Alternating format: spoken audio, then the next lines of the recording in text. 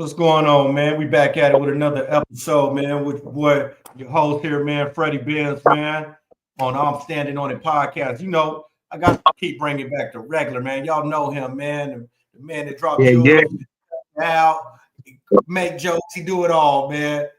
Welcome back, my boy Reflection, man. Bop, bop. I stay in the building, baby. Stay in the building. Appreciate you for coming on, man. So check this out. I wanted to talk to you today, and kind of get your opinion on this. So, I want to talk to you about the state that we're in today regarding hip hop, the music, Got it. the lyrics, even the culture of even black people when it comes to hip hop. Also, with the young ladies growing up today and the agenda and the Right. message that's being pushed on the youth. You know what I'm saying? Most importantly, Yeah. sometimes it's not even about the youth. We got the grown niggas that's still being influenced by rap music. You know what I'm saying? So, I want to kind of just dive in with you, bro. What's your opinion of where we are today in the hip hop music? Well, with me, I might have a little biased opinion because I was raised on gospel music. I didn't start listening to what we call secular music until I was 27. Believe it or not, I didn't know who Dr. Dre, Snoop Dogg, Tupac. I don't know who Ice Cube was. I didn't know who none of them cats was until I left out from under my dad's train. So but I grew up listening to gospel music, the Winans, DC Talk, that's a gospel rap group. Michael W. Smith, that's another gospel artist. So I grew up on I grew up on gospel music.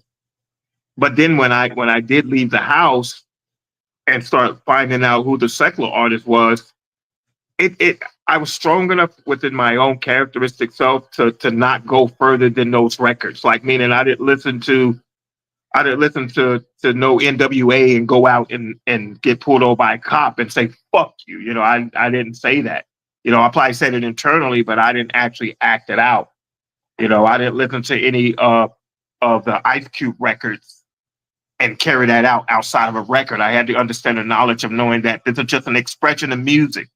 And it kind of hurts me that the courtroom now is using our lyrics, and I say our lyrics because I'm an artist in my own right.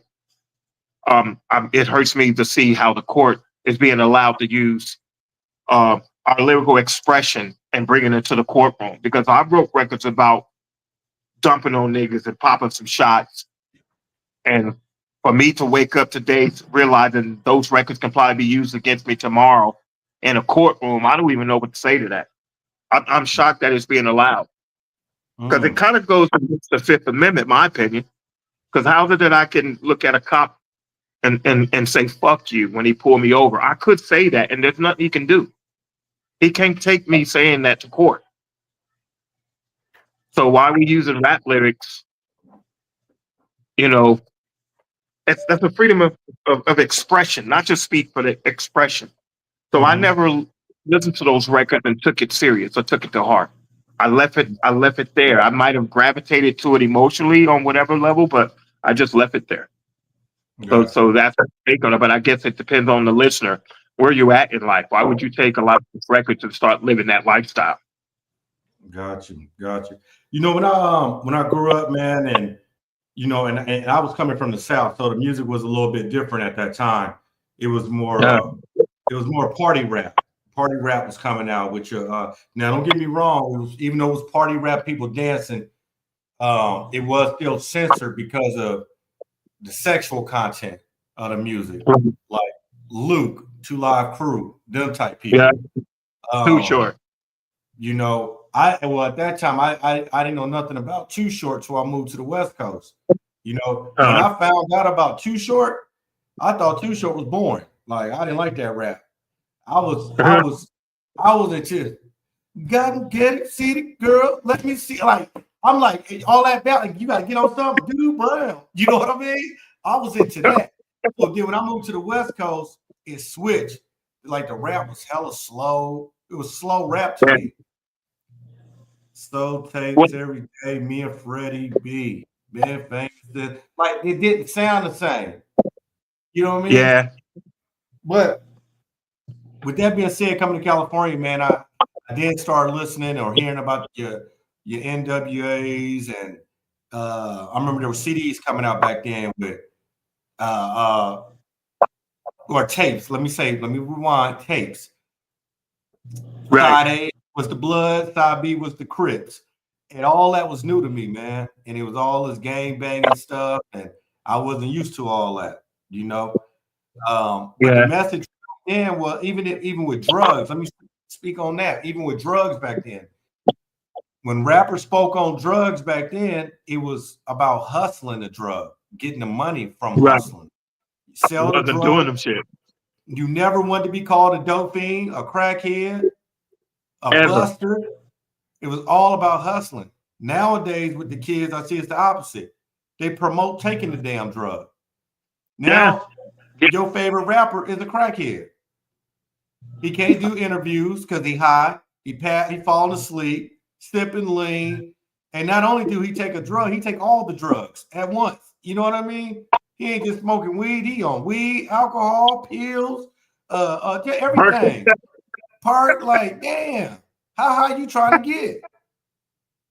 You know, and when we were growing up, you didn't want to be known as that person, man. You do not want to be on no drug.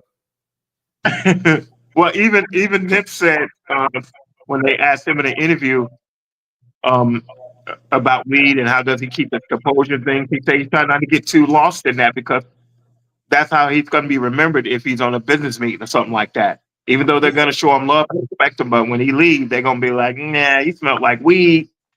I think blase. So a lot of artists or people in general that's in this industry don't take those things serious. But it's true. With me, I was raised in Texas. I was born in Watts, so I didn't hibernate there long enough to let that gravitate. So my mom and dad moved us to Texas, and that's where I was predominantly raised. So I came up on the Paul Walls, and the Slim Thugs. When I did leave the gospel music era, and after that, I crossed over to start listening to other secular artists. The down, and then even the chopped and screwed like Mike Jones and things like that. So, but then did you see that Nelly interview? A lot of times if you being interviewed and you feel like the person interviewing you is not as knowledgeable as you are, you say stuff that you really think you said something. Nelly really thought he said something. Shout out to Nelly, but he really thought he said something about Sexy Red. He said, "Oh yeah, nobody had an issue until Real Ho showed up, until she really started talking about whole shit." And he didn't really get a response from the person that was interviewing him. If I had that panel, I would have said, "Nigga, who's Lil Kim then?" So you telling me we didn't have a Sexy Red and Lil Kim? You know why Sexy Red's music, my opinion, is trash? Because she don't know how to make that vulgar sound good. If you listen to Lil Kim's records, she knew how to make that nasty sound good. You wasn't really listening to those lyrics enough like that. Listening to Sexy Red's records, it's almost like she's rapping sexually a cappella. Because it doesn't sound good. I'm gonna be honest with you. I ain't never heard no Sexy Red music. I was forced to hear one song to you. Not one, bro. You're not missing nothing, bro. And I don't talk nobody's looks, but that's part of it too. But the main thing that bothers me is the reason why I say her music is trash. Because if you're gonna talk about that type of level of sexuality, at least be like R. Kelly in 12 Play. Look at his record and what he was talking about in 12 Play. But you couldn't help but bump to that. You reminded me of My Jeep and like all of them records. And then look at MC Hammer. What MC Hammer the one is I love the bumps in the what? Something he was saying on that record. Bumps in the hump. I love the girls with the bumps in the butt. That was MC Hammer's record. But it jammed so much you weren't even listening to that like that. So a lot of these people don't know how to make them vulgar records sound good. And that's part of the problem right there. And I'm not justifying lyrics, but you know what I'm saying, expressing yourself sexually is not really the issue so much with a lot of these male and female artists. Nowadays the shit sounds garbage. Well, the thing is, So man, that I think a lot of the youth feel that, and I'm speaking on the artist aspect. I think a lot of you feel like they can't make it, or they won't be respected as an artist unless it's talking about some kind of street stuff. Everybody want to be tough. Everybody play tough. Everybody think the crew that they kick it with is the toughest. You know what I mean? And I don't know how we get past that. Just I, a little bit about my background, which I already told you about it. But a little bit of my background was managing, different artists, going on tours, and so and this wasn't like your artist from your neighborhood or your block, man. These are maybe some of your favorite artists on the radio, all that. You know what I mean? So I'm seeing this, and what I will say is, I had artists that made songs that you can dance to, and I had artists that did nothing strictly but talk about street shit, guns, pimping, that lifestyle. What they don't understand is when you rap like that, you only what's the word I'm looking for? You only kind of consume a certain crowd, man. You only appeal to a certain crowd. yeah, When you true. rap like that, you will only make X amount of dollars because So you box yourself you're only in. going to get booked by certain people. Right. You know what I'm saying? So it's like, and they don't understand that. They're living in the moment. They think everything is cool, and it is what it is, and it's not. Like, for instance, I don't want to name drop some artists right now because I don't want to throw them under the bus. But there is a Bay Area artist that's out there right now that this boy got over 20 albums. Probably, I think he came out around really getting known around maybe that 2011, 2012, and he's still relevant to today in the Bay Area. He done networked with a lot of different rappers across the country. I'll give him that. He hustled hard. I give him that. But all you rap about is pimping. You know what I mean? Pimping in the goddamn block in Oakland where you from. And then you wonder why 15 years later, you only get booked still for clubs with a capacity of 200. You know what I'm saying? That's not winning, bro. You're not elevating. You think you elevate because you keep talking about money. You're not elevating in life, bro. Not even a little bit. So they're boxing themselves in. Yeah. The thing is, who are you really making the music for? Are you really making the music for your fans? Are you trying to get money? Or are you making music just for other broke niggas in the street that hang out at the liquor store on the corner too in your neighborhood? That's who you making it for? Because if that's who you making it for, you don't need to put nothing on the internet. Just go rap to them niggas in the street. Then when you get off work, just go on outside, sit on the porch and rap to each other then. If that's the goal. Yeah, and it'd be sad, bro. I used to try to talk to him, but like you can't do, I don't want to call it party rap, but just a positive rap that make people want to dance, or knowledgeable type rap that make you think like, damn. Like I used to hear Ludacris. Like to me personally, if you listen to Luda word for word, just listen to the music. Don't pay attention to the man or who you think he's soft or this and that. Listen, Luda has never put out a bad album. Man, he even put out songs that'll put you on game. He taught people how to do this, but nobody didn't want to listen to it because it's Luda that's giving you the message. Right. You know what I mean? Yeah. There's only so many times you can tell me how to pimp. There's only so many times she can rap and tell you how to twerk. There's only so many times she can rap and tell you how to get over and scam a dude. You know what I mean? Or only so many times you can tell me how to whip something up, nigga, in the pot and go sell something. That shit get old. It's played out. It lets me know your mind is stuck here. It's limited, lyrically limited, music limited. And then part of it is that their lifestyle probably haven't branched that far away to experience other musical ideas. maybe their lifestyle and their affiliation has just been limited to that type of crowd, those type of friendships, those type of dealings. But the sad part about it is a label's going to keep you in that same box. It's just going to be like an actor. You're not going to get no different roles. Ask Steve Urkel, has he got a better role or a different role since Family Matters? Everybody wanted to play. Want him to do Steve Urkel. Look at what was Will Smith's partner on the Fresh Prince?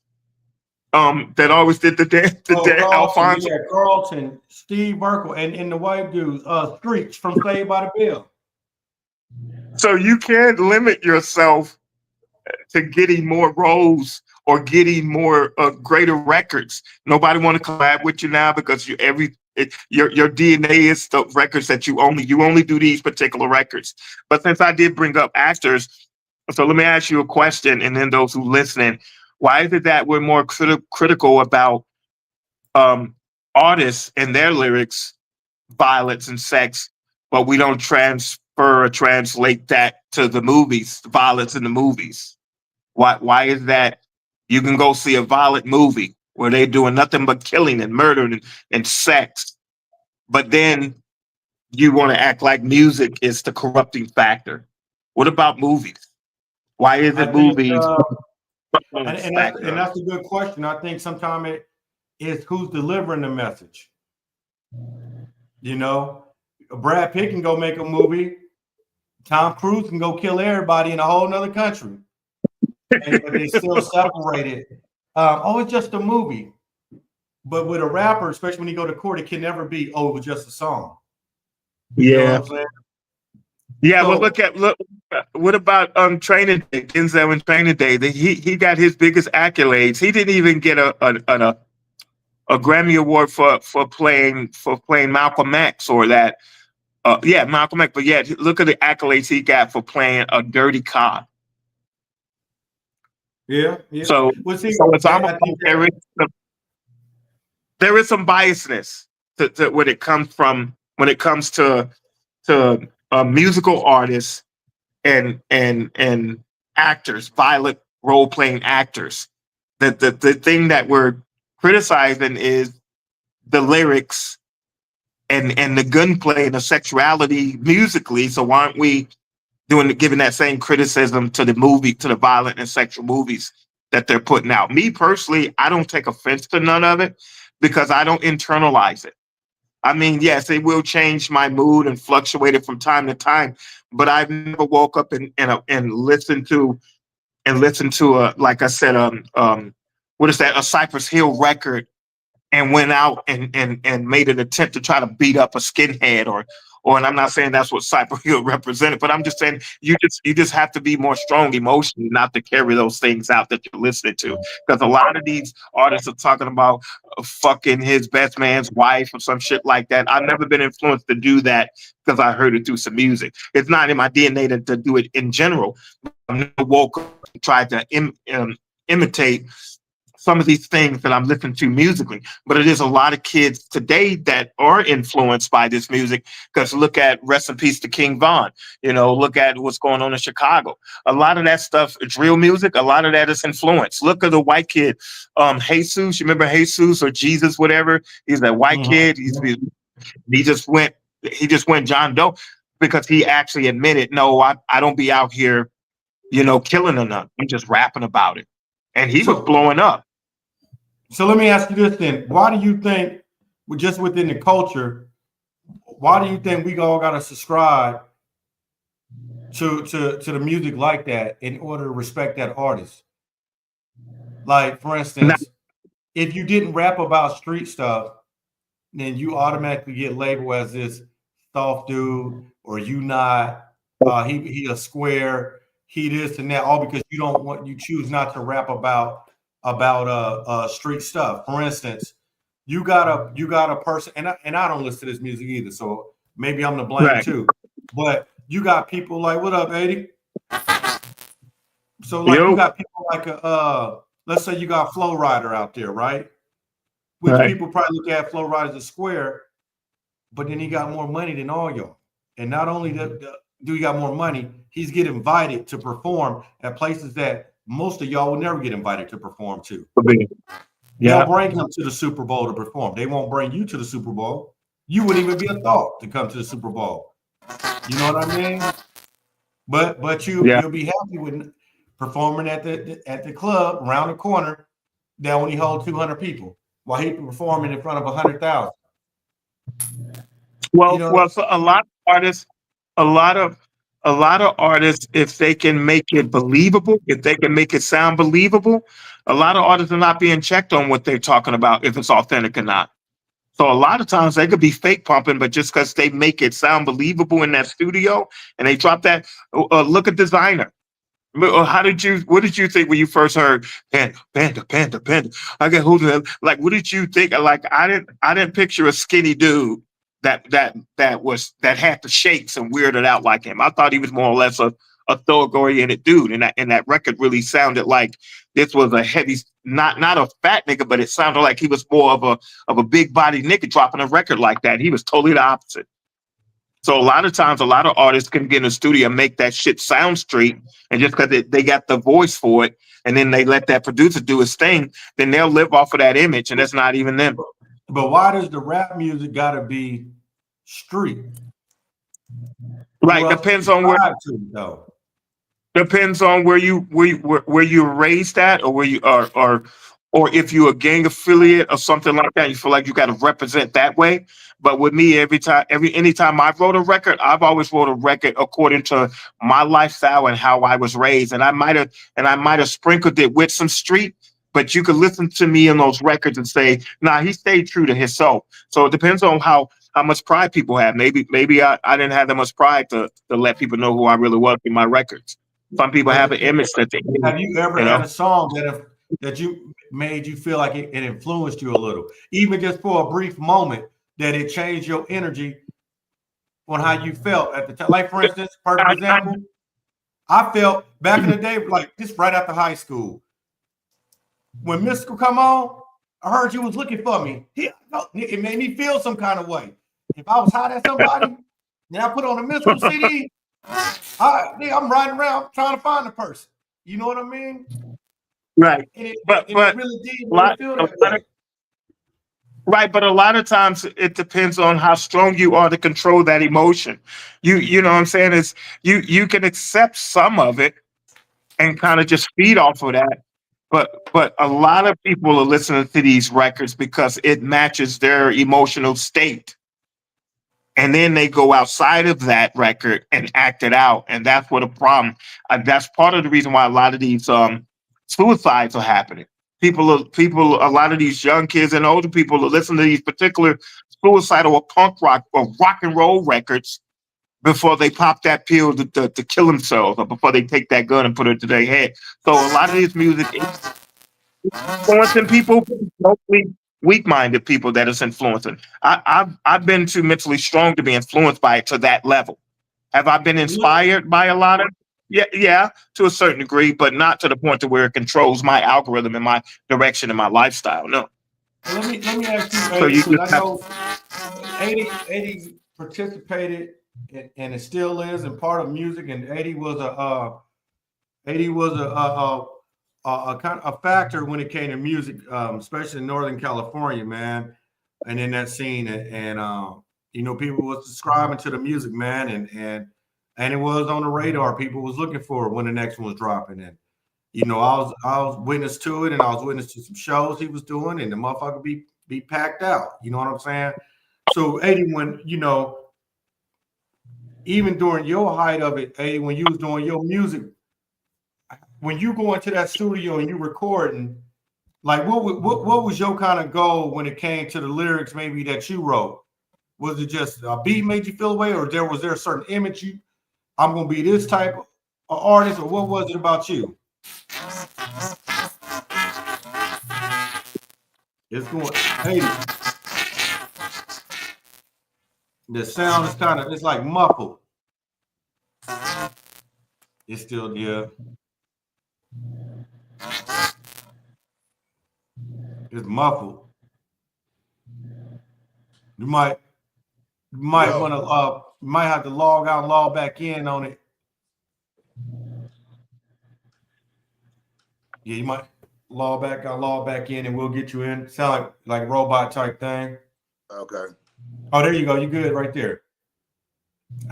Hey, he done clicked So out of it. So in the I meantime, listened while to let me direct that question to you then while he coming back, because I know you also was an artist and still is an artist that recorded in the studios. What is your yeah. goal when you go in the? Oh, here he come right now. I'm good. Hello. Yeah, you good now, man. Yeah. So for me, man, it was more about what I was going through at the time. Like, you know what I mean? Obviously the production plays a big part in it, but you know, it has a lot to do with what you're going through at the time. I think in that era or around that time, and I'm not to say all artists are, you know, because a lot of artists are different, but a lot of times you got cats that's just rapping about what's hot. And one thing about music is, you know, music is made to inspire. You know what I mean? And some of the greatest music comes from people that are dealing with real life situations, not just what's hot at the time. And I think we're getting caught in the generation of music right now where most people are rapping about what they think people want to hear as opposed to what's actually going on in their life. And so for rap music particularly, like when I used to get in the booth, man, it depended on how I was feeling that day. If I was mad, the song was going to sound mad. If I was having a good time, the song was going to come out having a good time. I kind of based it off of that premise, you know what I mean? As far as what I was dealing with and what I was going through, because I feel that's the most authentic, right? Like, so when you really get up in there, and even if you go back, you know, to different genres of music, back in the day, it was more peaceful music. It was more uplifted music. It was more uniting type music. But we live in a time where life has changed. I mean, let's just call it what it is. You know what I mean? So when you want to lay down lyrics, a lot of it got to do with your environment. It got to do with what you going through on a day-to-day basis, the type of life that you live in, the activities that you involved with. I mean, that's really what the breakdown is of the music situation. Currently, though, I think it's been kind of robotic, right? Like, we got a lot of the people making the same kind of music, and the youngsters with the drill music, and so that shit get played out after a minute, bro. Like, it's nothing authentic no more. You know what I mean? And the moment that somebody branch off and do something authentic, their viewpoints are getting looked at differently. It's like it's kind of music by design at this point, right? Like, okay, if this is what's hot, this is what they're going with. Or if everybody talking about drill, it's drill. You know what I like? Like, I listen to Larry June. I listen to cats like that. Like I like Larry June music because he touched a bunch of different variety of topics. And the music that Larry June make ain't music that the music that Larry and I'm using Larry June as an example because that's one of the artists that I really listen to a lot. I like his music because he can touch on so many different bases, but the music that he do don't put him in a position to get to have to answer for them lyrics. With the rap culture that we live in, man, you got to answer to them lyrics. And that's why we got so many rappers that get locked up, rappers getting killed, rappers getting robbed. You know what I mean? Because you put yourself in a position to be judged. And if you on there talking that gang shit, at some point you want to answer to that shit. If you on there talking that big money shit, at some point you want to answer to that shit. Whether it's you getting robbed or whether it's people that really got money trying to see if your money really as long as you saying in all these raps, right? That shit don't happen with no other genre of music, bro. It don't happen with no other genre of music, bro. You never see a situation where a country singer is getting sweated about his lyrics. You never hear a pop star getting sweated about their lyrics. You never hear a blues singer or R&B singer getting sweated about their lyrics. That shit only happens with rap music because rap music is so tied to the damn streets that the streets, you got to answer for that shit. Like, people really want to know, is you about that shit you hollering in the music? That stuff you talking about on them songs, is he really like that? Do he really? So now, you know what I mean? Like, is he really standing on? And then you got to look at the rappers that unfortunately met their own demise because of their lyrics, the shit that they putting out there. well, that's why now, yeah, it applies more pressure to them, and that's a good point. Several good points you made, but I guess with a lot of them, it's applying pressure to them. That's why now they have to get out here and match their music with catching a body now. Exactly. So they have to you got to stand on. You got to be able to stand on the lyrics and what they always say. The power of the tongue. The tongue is a powerful weapon. And so now you got these young cats talking about, are they smoking on this pack and smoking on a Tuka and doing. You talking about people that are deceased in the songs, you know, that come with automatic get back. Like, you know what I mean? That come with repercussions. You got these youngsters rapping about the dead, you know what I mean? The lyrics have become irresponsible, man, to keep it real with you. And like I said, I'm not there to good music is good music. You know what I mean? Good music is good music. We can't shy away from that. But the topics and the lyrics come with an evaluation of the streets to where, okay, you said this, now we're gonna see if you're really about that. Right? Now, right? let me ask you guys a question. Do you think we have to blame some of this on the label? Well, the labels are only signing people that are doing music by design. And what I mean by that is, if just think about it. What's the most selling rap music that you hear right now? It's drill shit. It's niggas talking about killing each other. With the female artists, it's the same shit. If a female is not selling sex, her music ain't gonna really pop like that. Yeah. As far as the label go, now I'm not saying there's no talented women that don't rap about things outside of sex and they got bars. But that's what's selling. So if that's what's selling, that's what the labels, the major labels, that's the only people they're gonna go get. They don't want to hear a conscious rapper, a common, guys like that they don't want to hear that because in their eyes. Go ahead. But the devil's advocate, a lot of times, those labels will bring those artists in on their own records that those artists wrote themselves, and that they were talking about that shit. But as soon as that business or that office store closed, they bring in another street writer, or they bring in another artist that writes the lyrics for that now new signed artist and say, this is the direction we want you to go. We want you to talk more about sex. We want you to talk more about killing. We want you to talk because that's the market that we're in. And so a lot of it falls back on the listeners. You know what I mean? If this is all that they're gonna hype up and this is what they're gonna spend their money on, then it's supply and demand, right? Like it's like anything else. If this is what's selling, this is what you gotta pump. If we're not pumping this, we ain't gonna make no money off of nothing else. You know what I mean? And so unfortunately for our culture, the lyrics that are being recited, the lyrics that are being performed, the lyrics that are being displayed come with a higher cost, and it's costing them their lives, bro. Yeah, it is. People losing their lives behind songs, bro. People getting indicted behind songs. People getting, their family members killed, unfortunately, because of lyrics. And that's what I mean by the power of the tongue. You didn't hear when you would hear music back in the day, you listened to Al Green or you listen to Marvin Gaye.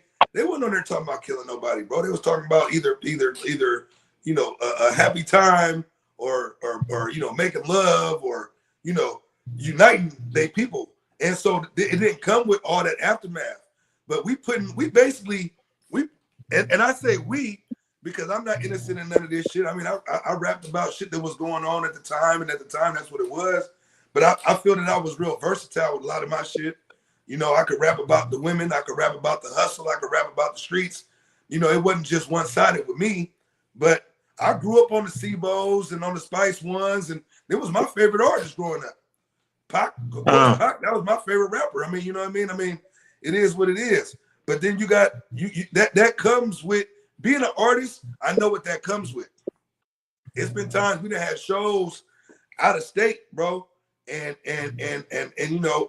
the street affiliations that you come from, and people know that. And when you touch down in their cities, it's a lot of the opposite. It's the opposite gangs and all that kind of shit.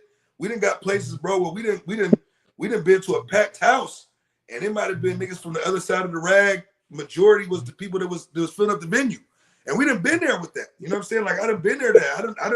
I done touched down in different cities where it was unfamiliar territory, and we didn't have to been there and had to really rock that. And you get both sides of it, right? And sometimes people will separate the music from your street affiliations, and they'll mess with you strictly on they enjoy your music. But then you get the knuckleheads that's man, we the politics, the gang politics, and everything that come along with it.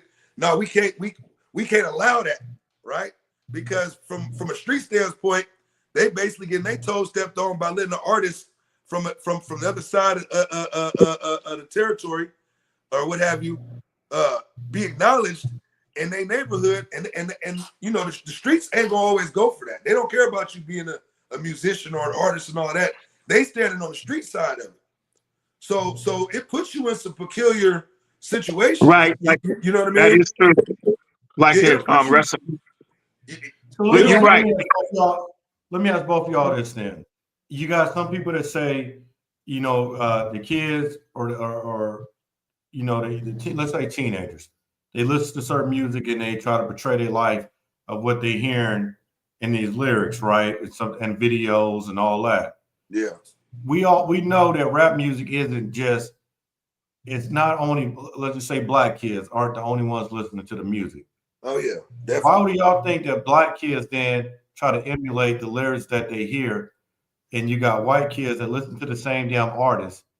Why do you think they don't emulate? Because white kids and white people are scared to follow through with that type of music. Black kids are not scared to follow through with that type of music. Like Pop Smoke, some pizza Pop Smoke, he wasn't scared to follow through with that type of music. Unfortunately, he lost his life behind it. But a white kid is not gonna walk around with a Glock and try to get it inside some type of church or inside some type of club every day like a nigga would. If he Hold on, now the white kid, now church, now that's up their alley. The white kid, the one who shot up the black church. Now don't forget that. For real. Don't forget okay, that. so disregard to church factor. White kids are scared to follow through with it. They'll listen to that music. They're not gonna follow through with it. If I actually got beef outside my crib, I'm following through with that music. A white kid's not gonna do that. He's gonna call the cop. And the reason being is it's closer to us demographically, right? So if you got a kid that's from the hood and he listening to music, he listened to the music, his reality is right outside his front door. Right? When he steps out, that reality is right there. So it's closer. It's closer to home when you got somebody listening to music that they can portray, you know, from the lyrics. They can live that out a little bit more because they walking into that on a regular basis.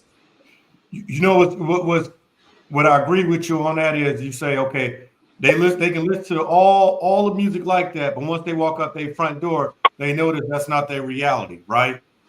Like your neighborhood don't look like what you saw in the video, right? But what I will say where they do fall into the music is when the rap song is talking about drugs. Oh yeah. Example, Future. The white kids be all over them drugs, man. They'll pop all the pills. They'll do all that. They might follow through with the street shit, playing tough and all that, but they will follow through on them drugs though. Yeah, you know? because it's accessible. So like you got guys like Mac Miller, rest in peace. Mac Miller passed away. He had a crazy fan base, bro. He had a crazy fan base, and then you get a lot of these dudes who might come from the suburbs and this and that and the other, and they can relate to a Mac Miller. So Mac Miller talking about popping a Xanny bar, or he talking about, you know, popping an Oxycontin, or they know he dealing with depression. They can relate to that part of it. It ain't just street music. It ain't just hood shit that's catching the viewers and catching them and catching people and having them affected by it. You know what I mean? It's a wide variety. But what's separating that artist you were saying from a black artist is that's more of a personal death. That's more of a white music more inflicts themselves. They talking about killing themselves and doing drugs to themselves. Like a lot of black music is talking about killing my ops. I'm about to go out here and shoot up your crib. So white music is more or less limited to self-infliction. Black music is kind of, it depending on what genre of black music, they're like, oh, nigga, I'm with the shit. We're about to fly. So there is a slight difference between how a white man or a white kid moves compared to how a black kid moves musically. Because and also you got to think about this too, though. It's the what they call it, the Willie Lynch syndrome or whatnot. You know what I'm saying? Like we kind of been programmed to look at somebody who looked like us and consider them an op if they from the other side of the tracks, or if they from the other neighborhood, or if they from the anything opposite of where we're from. That's kind of, we've been kind of programmed, unfortunately, on that note. You know what I mean? Like, so when you listen to, when I was in like 9th grade, right? I used to listen to like Too Short and Bo and shit in the morning on my way to school. One day my pops was like, my pops told me this shit, and I thought this nigga was tripping. My pops was like, man, you can't listen to that music before you go out into the streets, because that's what your mind gonna be recycling. And I'm thinking to myself, he an old head, he you know, he don't know what's going on. This is what's out right now. But I started seeing that. I really started seeing that. Not to say that we're gonna follow out, but where your mind goes when you listening to certain things, where your mentality is at. I grew up on that not giving a fuck attitude, and I wish a nigga would today type shit and all that. And a lot of it had to do with what I was fueling myself with when I was walking out the door. Not to say that we influenced to do everything we hear about the music, but I'll give you an example. When you go to the gym, you listen to something that's gonna get you pumped up at the gym. If you cruising and you hopping on the road, you're gonna listen to something that's gonna settle your mind while you on the road. So music do play a factor in how you feeling at the time.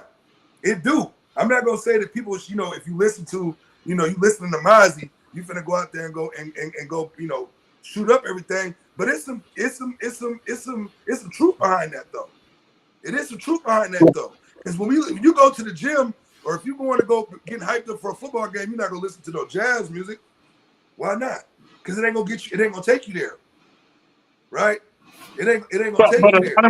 A lot of our youth that are listening to artists such as Sexy Red, Cardi B, Glorilla, they're internalizing that music. They're actually trying to live out that music. They're trying to live out those lyrics the way you got to think about it. It's the only role models. It's the only influence that they get in their hands on a regular basis. You got to think about it. When we was coming up, we didn't have no internet. We didn't have no YouTube. We used to have to wait. What was that? The jukebox we used to watch back in the day and shit. We had to wait to your favorite, you know, when Beats in the Basement came on, we was getting home. We didn't have as much access to that. This shit is so recycled now in the day and age that we live in. A motherfucker could be on his phone and watch 100 videos back to back, or replay the same video 100 times if he wants to. So it's more accessible. It's more available. Right. So why do you think movies, violent movies, don't have that same effect? Because we had a lot of violent movies back then. We probably didn't have the violent music, but we had the influential music in that sort of sense. But we had the sexual movies and we had the violent movies. So why didn't that play a role in our access with that? And in the movies, I mean, we got to keep it a buck. The movies did touch it. The movies touched, bro. Even though it might not have been to the magnitude of what the music do today, man, you ain't. I'm gonna keep it 1,000. When you watch Menace to Society, you didn't never see a nigga hold a gun sideways until Old Dog had that motherfucker sideways. And every nigga after that, you just seen never hold a gun after that, held the gun sideways. That's emulating the movie. Am I right or wrong? That's emulating the movie. Yeah, you're right on that, because they were a lot of, like you say, in the movies they do emulate. That was a perfect example with the gun sideways, 40 ounce back then. But the reason why I'm saying that is, why is music the fall guy for a lot of young people's actions though, and not movies? We never really might be talking more on not just black movies, but you know, mainstream movies. Your Tom Cruise is what's the little short nigga with the big ass head, white dude that think he can beat up everybody? Whatever his name is. Danny DeVito. No, that old. Dude's still in the movies right now. Jason something, whatever his name is. Oh yeah. Jason Statham. Yeah, him. Yeah. But nobody ever really says when somebody come up, when a nigga in the hood come up dead or something like that. They never really say what let's check his DVD or check his phone, see what movie he watched last, check his Netflix. But they always quick to say, check what he was listening to, check the record. The first thing the police and judge will say, well, the last song he was listening to was "Fuck the Police" or "Cop Killer." Well, what do you? Well, but you got this. What you got to think about though. Do you listen to music more than you watch movies? Shit, my Netflix is constantly in rotation when I'm at the crib. But what I'm saying on a day-to-day basis, do you listen to more music or do you watch more movies? I listen to more music because I'm mobile. I'm gonna watch a movie. So whatever you seeking in abundance is what's gonna come to you in abundance. You know what I mean? And like I said, I mean, I'm gonna keep it real. That the movies that was for us in our generation, the Juice, the Boys in the Hood, man, all that shit plays some type of effect on the way that we after you saw that movie, you felt a little different. You felt a little different. Hey, I like that right there, boy. You came in trying to be smart, boy. Talking about which one you do more, watch a movie or listen to music. It's the truth, though. When you say it like that, you think we all listen to more music than we do sitting down. We don't have time to sit down and watch no TV like that.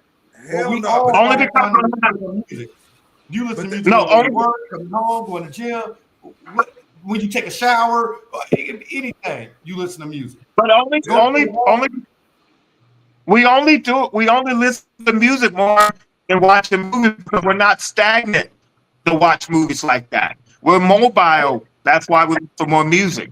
We're on the go. But it was because your question. But your question was, how come we don't blame the fall guy? Is it the movies? It's more the music. The music plays a bigger role in our day-to-day lives because I could go 2 weeks, 3 weeks without never seeing a movie, but I listen to music every single day.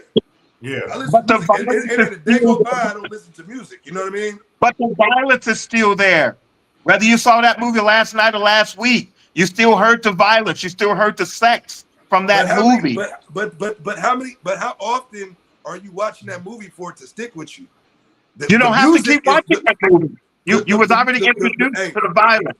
You was already introduced to the sex. The music is consistent though.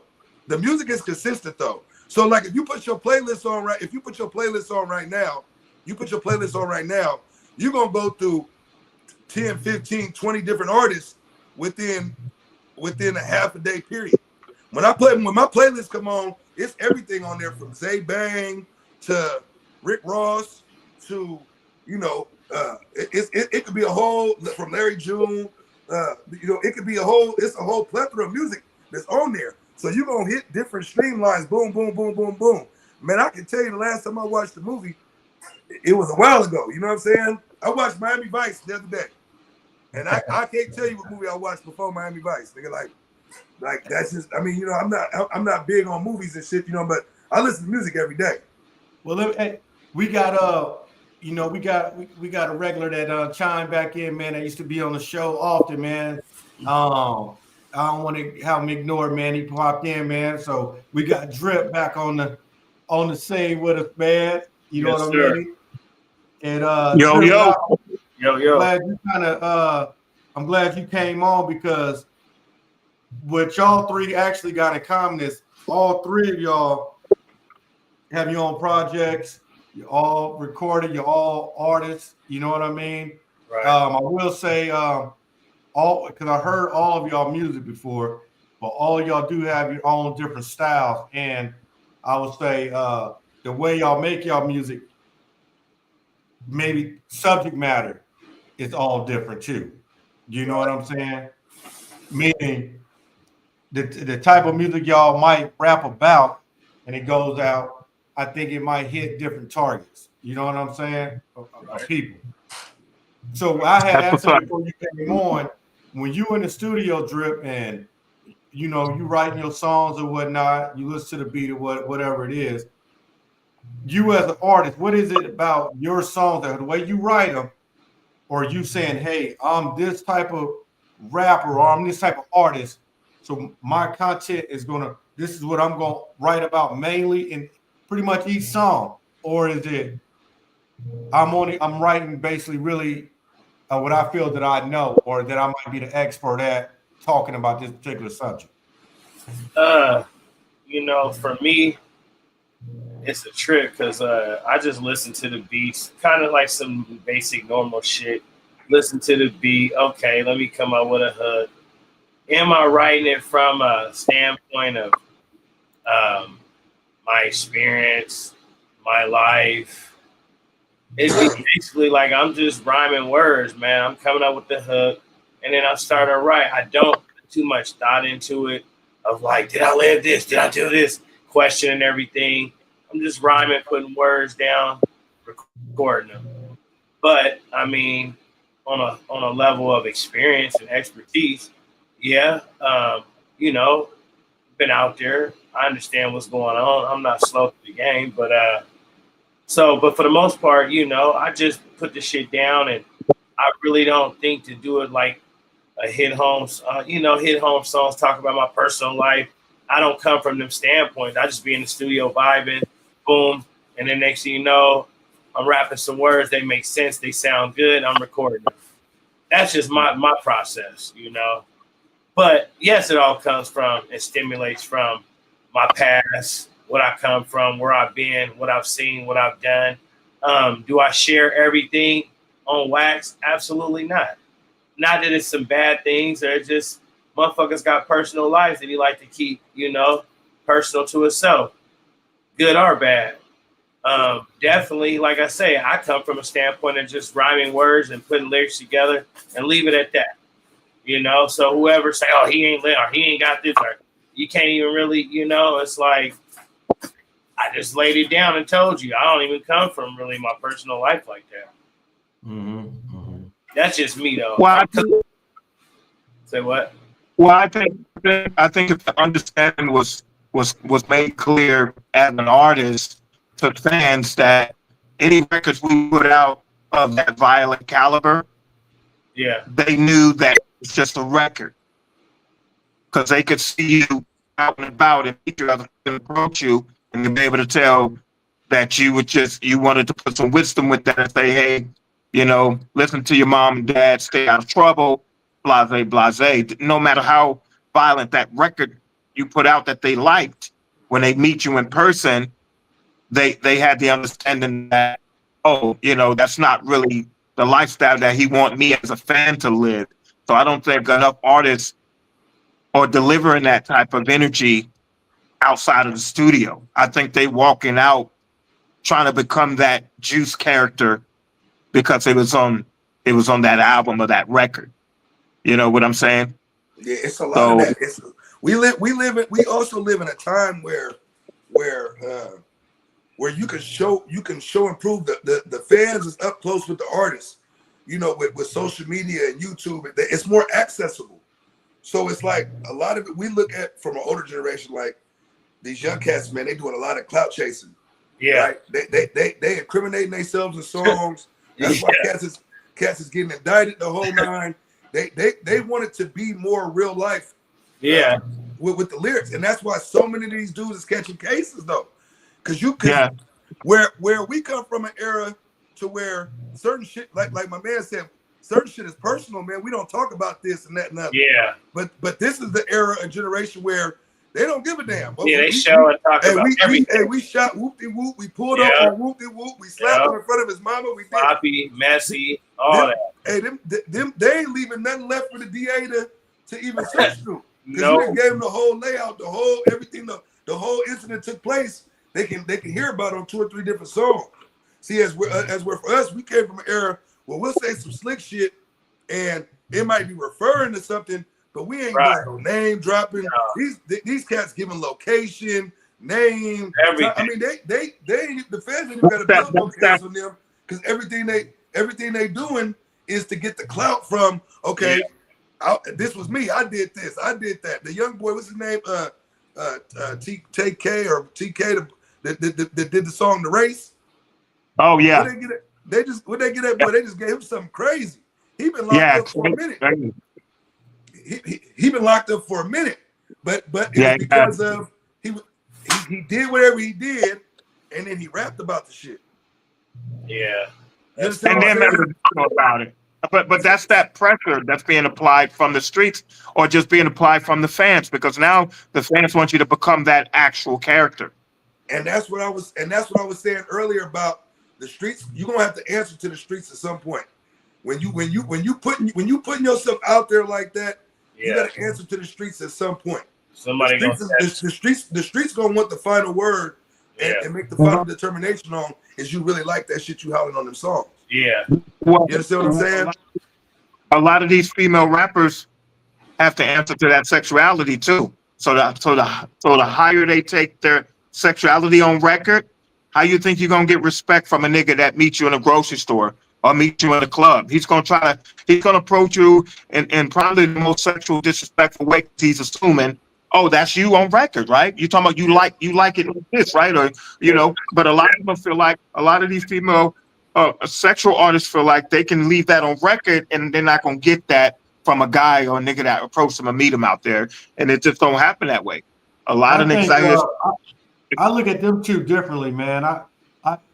When Eddie was talking about the guys that portray a certain role within music, there's somebody gonna test them on that.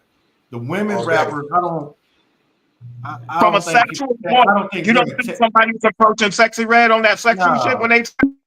You don't think that? You don't think approaching Cardi B?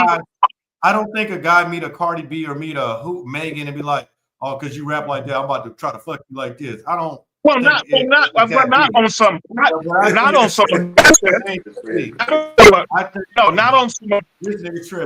aggressive.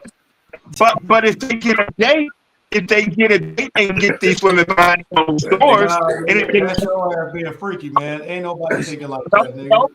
No, not on. If but, you know, but he do got a point though. As far as the level of respect, you're not going to approach her how you would a nurse or a school teacher or something. I mean, as a regular woman would, because she already kind of put it out there. Your choice of words might not be the same that you would use to the average woman when she reveals herself as a sex symbol. I get where you're coming from with it. Now it probably I'm not approaching Sexy Red with respect the way I would approach a Lauryn Hill. Exactly. I'm approaching Latifah with disrespect, but I am approaching Cardi B with some type of lustful aggression. If she give me a date, after the date's over, I'm expecting her to put her money where it's not. I think I just heard you say two different things, and then I might agree on one of them. Like, I get what you're saying about the Lauryn Hill, the comparison like that, how you might approach the woman. And then when you said something about the Cardi B, about approach her with some lust shit, I don't know about that one, bro. I said after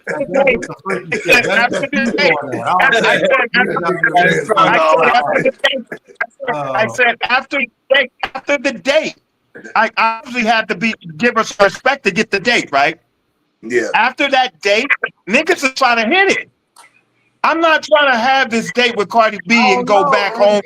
I don't know because I don't know because say like you meet a Cardi B. Let's say you did meet Cardi B or Megan Thee Stallion or something, and you did go on a date.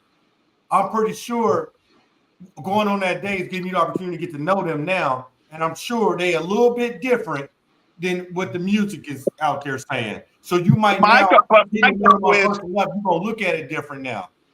You know what I mean?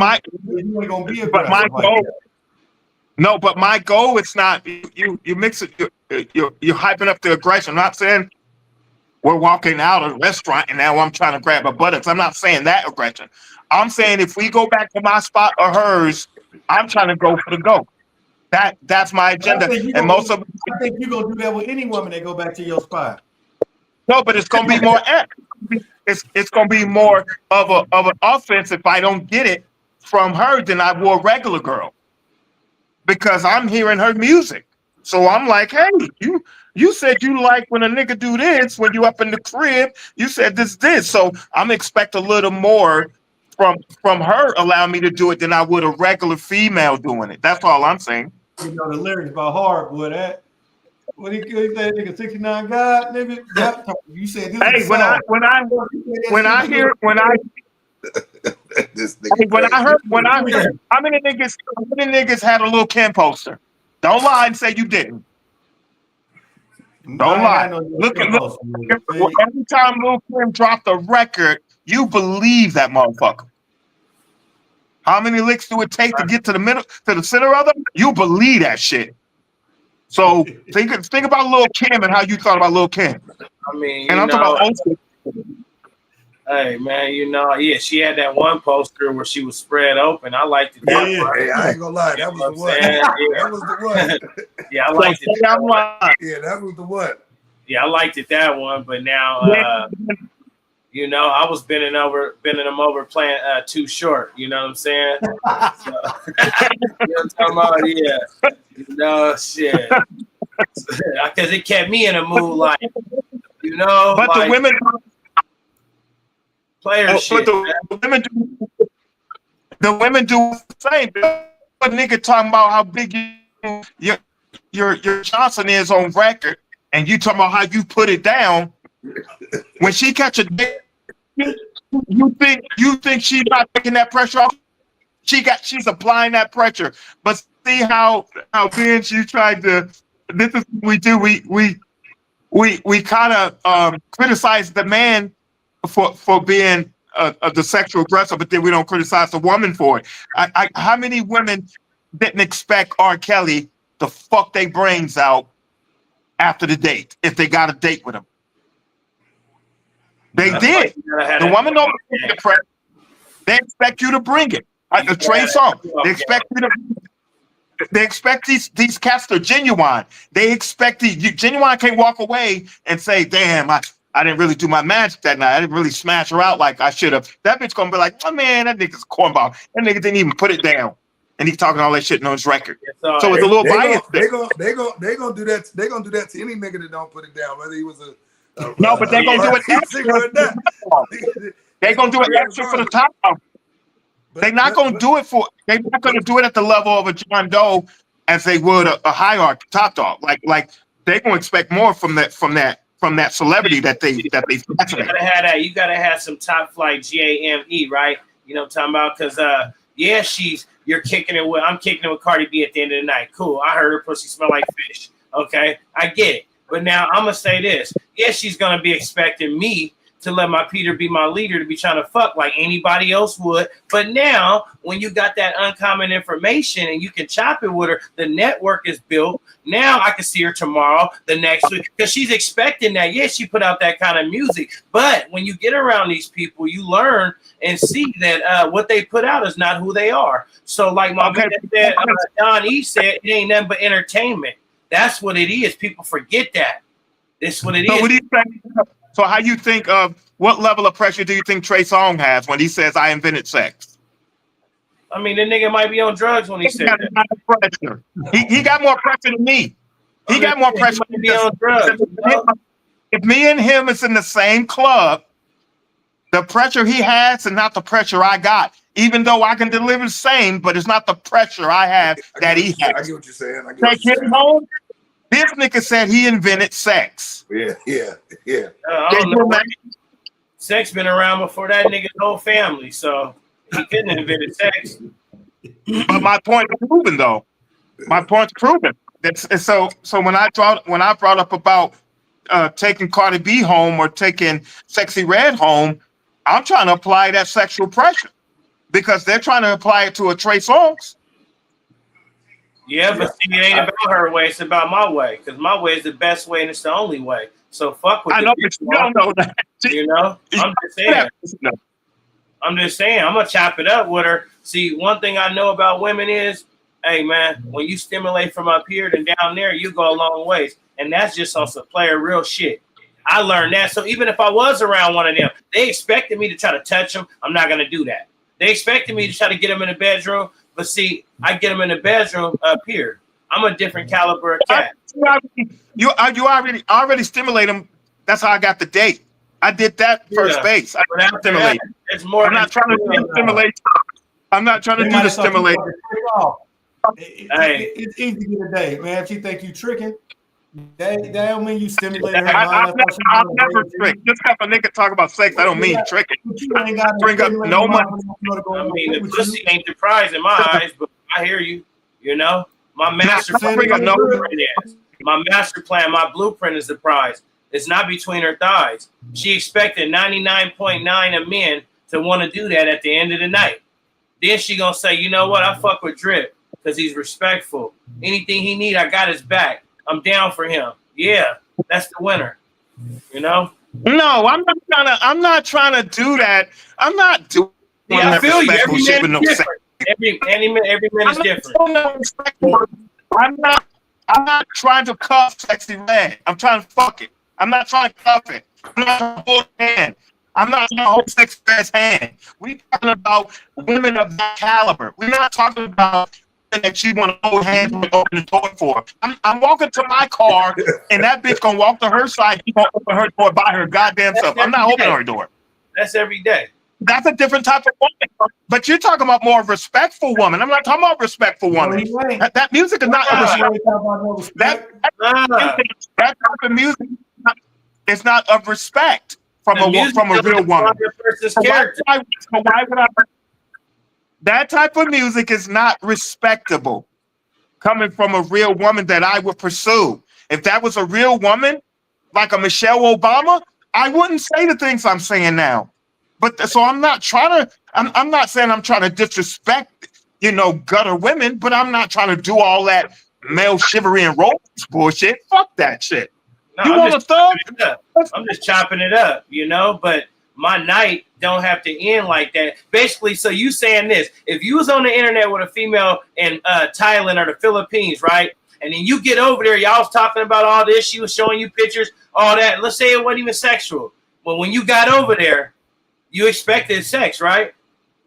I look at her profile. If her profile's half nude, that's the energy I'm bringing for the most part. If it's half nude, she looks like a freak because she put it on there. She put it on her profile picture. Why are you in a thong? Why are you in a thong on your Facebook profile? And then your Instagram is even worse. Ain't you got OnlyFans? Man, I'm saying somebody that was interested in you, y'all sending pictures, but ain't nothing sexual. When you get to Thailand and you there for 3 days, you expected some pussy, right? I mean, ain't nothing sexual. Ain't nothing sexual. I mean, as a man, yeah, way across country, hell yeah, but I'm not going to bring that aggression if there's nothing sexual. Right. I'm expecting, but I'm not going to bring that aggression. I'm only bringing the energy they give. I'm bringing that same energy. I'm not saying I'm violating them as a man, but I'm bringing that same energy. Hey, so you're trying to fuck? You expect it, right? Yeah, I expect it. But I don't expect it. I don't expect it from a woman, from a lady. No, I'm respecting lady. I'm not trying to stimulate a hoe. I'm not trying to mentally stimulate a hoe. Me neither. Who the fuck tries that? I'm not doing it. That's what Cardi B is, portray herself to be. Not even a hoe. I say more like a slut or a tramp. Because she ain't. So why would I want to stimulate that? I mean, mentally? Hey, it ain't about stimulating. It's just at the end of the night because you heard somebody say something on a record. That's what you said, and I told you the category of women I was referring to when I said, "Oh, you freaky like that?" Okay, you freaky like that because I definitely would have brought it to Lil Kim like that. I definitely would have brought it to Lil Kim like that. No, I feel you. Everybody different strokes for different folks. I might run my mouth, but I know what the fuck I'm talking about, man. I might talk a lot, but if you go back and listen to what I say, it makes sense. I'm not trying to pursue a woman with disrespect. No, I feel you. I hear where you're coming from, but I mean, they looking at you like everybody else because it's like at the end of the night, she giving you her time, you giving her your time, and then you feel like you're expecting because it's this person of this stature, you feel like, yeah, I'm gonna take my chance and I'm gonna have sex. That's gonna be a big accomplishment. Right. I'm gonna only expect that back at the telly or back at the room. Yeah, that's what I'm saying. When you walk somewhere with her. No, but I'm just saying I'm not gonna bring that energy at the bar. No. This is when you within the room somewhere, 1-on-1, not nowhere out in public. No, I get you. Nah. But I'm saying if you kicking it with her, she might be feeling your vibe, y'all feeling each other. Yeah, and then a nigga, and then they switch on you. It'd be like, no, I'm gonna catch an Uber or a Lyft because it's already set up to where she already expecting you like you expected her. Exactly. You know, Exactly. But she expecting But- you to are you come that basing way. that? Are you basing that solely off of her lyrics? Solely how she portrays herself? I'm basing that off of her lifestyle on and off record. Yeah. That's what I'm basing that off of. Because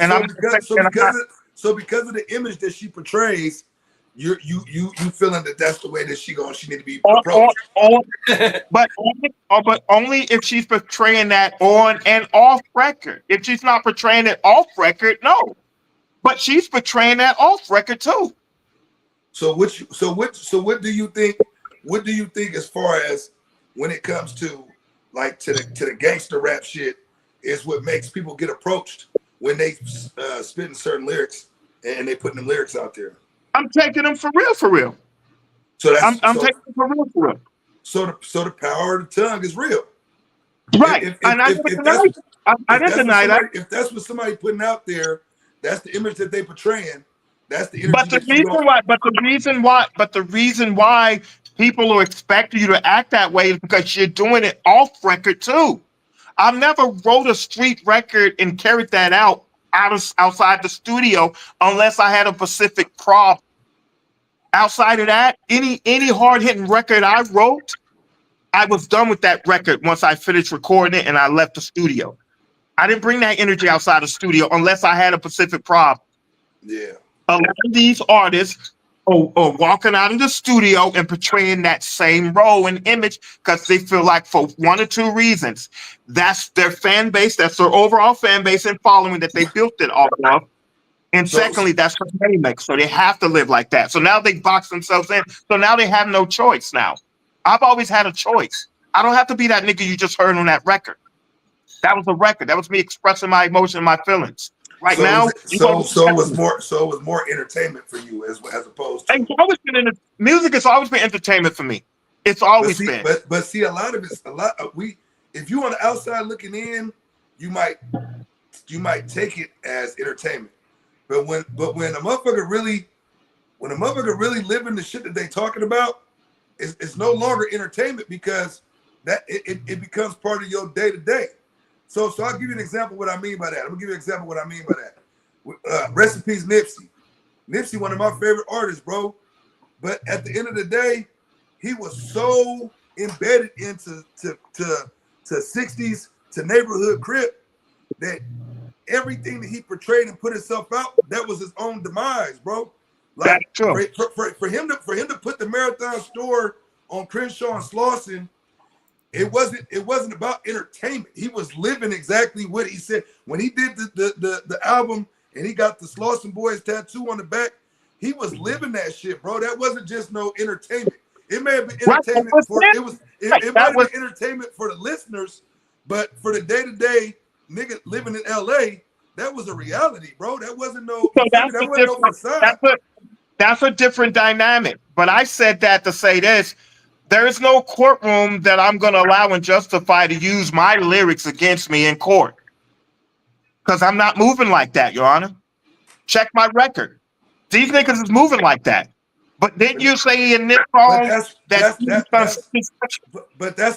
point I'm trying to make when I say there's a big difference between the entertainment part of it and the day-to-day lifestyle part of it. Mo 3, rest in peace, Mo 3. Like every single rapper that passed away, at some point they was their own demise, bro.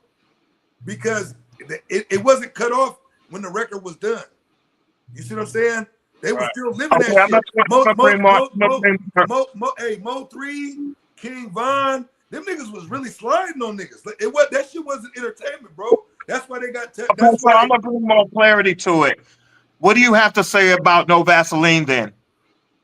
They pretty much left that. I'm gonna give it to you. Wait, let me finish. No Vaseline. No, okay, no, I'm gonna touch on that. No, I'm not done. No, I'm not done. No Vaseline. No Vaseline was a diss record that was put out for entertainment purposes. That's what I'm saying. But listen, no. But listen to me though. Ice Cube ain't dead, Dr. Dre ain't dead, MC Ren ain't dead, Yella Exactly. ain't You dead. prove my And none of point. niggas dead, So bro. you take Because no choice. that was a record that was left at the entertainment part of it. You understand what I'm saying? Right. Them lyrics So- never got nobody indicted. They Right, never so got check nobody it. shot. Right. They never got nobody killed. And even Right. Cube said, even Cube said out his own mouth. Even Cube said out his own mouth. When I wrote them lyrics, I still had to see them niggas. It ain't like Right. it ain't But like I know, but it ain't like a Kendrick and Drake where the niggas can throw as many shots as they want to, and they know they ain't gonna never be in a. When Cube did No Vaseline, he was still in the proximity where he might have to run into an MC Ren. He might have to run into a doctor, but nobody died from that shit though. Nobody died. Nobody got indicted. Yes, but the thing is, you painting a narrative as if you can't tell a nigga fuck you on record and actually mean it, and it stays there. You can do that. I don't take no shorts. I don't take no shorts telling a nigga how I feel about him and his crew on record. I don't take no shorts because I don't act upon. Okay. So for instance, I'm gonna give you an example of what I'm saying. When the Kendrick and Drake shit was going back and forth, man, we knew that shit was all entertainment, bro. Them niggas wasn't gonna bust a grape in the goddamn food fight. We knew that already. What's the chances of Drake running into Kendrick and somebody getting punched in the face or somebody getting shot? Because they're not the caliber of gangsters that we know will actually do that. Okay, but see, that's the difference though. Not the caliber of gangsters. So it goes back to what I said. It goes back to what I said. Okay, it's according to how people move. There was entertainment lyrics, but then you take a nigga like King Von, you take a nigga like King Von, you take a nigga like Dirk, you take a niggas. It's documented the work that them niggas done put in. That shit is documented, bro. Because you know how they're moving. Niggas like Mo3 really was getting active in the streets, bro. That's why he ran into the fate that he ran into. It goes back to that's how they're moving outside the studio. Yeah, that's how they're moving. There's a level of entertainment, and then there's a level of real life reality.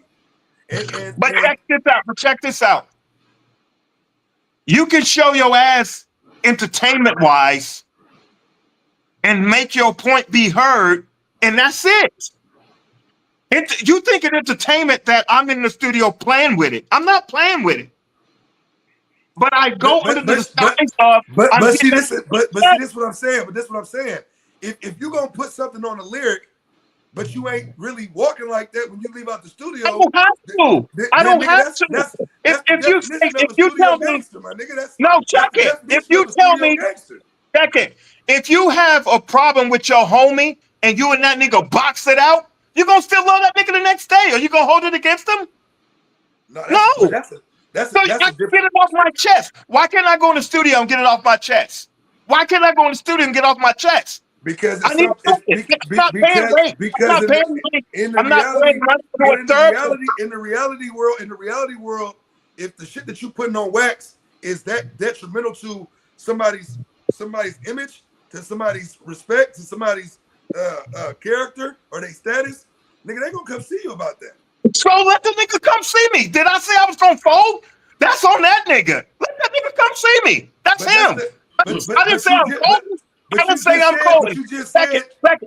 But look, what you just said was, I'm not gonna give myself a chance to be incriminated or judged to decide my fate on my lyrics, because once the song is over, I'm done with it. I don't move like that no more. So we talking about niggas that still actively moving like how they moving. If I push to move like that, because this niggas is really moving like that. You're not listening. If I'm pushed to move like that, how do I ain't gonna stop? I know how to move like that. I'm gonna tell you something for a fact. Buffalo, New York. I was fucking the shit out of this nigga's girl, right? Oh Lord. Come and see me, right? When this nigga found out about it, he was looking for me. I went to the studio and I dropped a record called Slow It Down. I put that bitch's name in the record and I put him in the record and I called out their street. Okay. Now, wait. When I dropped the record, I was done with it. I just wanted to say, hey, nigga, what's up? Yeah, I did that. Boom. Now I'm done with it. That's entertainment to me because I spoke my mind. I spoke what's on my chest. That's not being pussy because I don't want to take it further because he didn't bring it further. When he did bring it further, I brought it further. That's the So East Coast. you're taking me saying further. as if I'm not gonna bring it. West Coast, you put my number street on there. Yeah, I'm coming to see you. You know what I'm talking about? In the West Coast, yeah, I'm coming. You put my number and put my life in harm's way and all that. It's the different on the East and the West. You know what I'm saying? I know, but you're acting like just because I use the word entertainment, I'm not gonna handle the business. No, I didn't say that. It's just when you went that. He's acting like just because I used the word entertainment, just because I dissed you, to me that's entertainment, nigga. I just sung. That's entertainment to me. I just dissed you and your squad on record. That's entertainment to me. That's not pussy. That's entertainment. Everybody ain't playing. In the West Coast, and you said I put the street on there. But I'm the Joker. I'm the Joker. Fuck what everybody else can't do. I'm gonna play with your monkey ass. I'm the Joker. You playing, and then they gonna pop up. That's what he's trying to say. While you making a record playing, they not playing. Right. So you know what? Hip hop ain't got way more sensitive these days. I feel like too, way more emotional and way more sensitive. It did. But in what verbiage of this dialogue did I say that I wouldn't match it? Did I say I was running? No, you didn't say you was running. What you said was once you get done with the song, you leaving it there, and you ain't I'm leaving. You basically said though you make the song for entertainment purposes.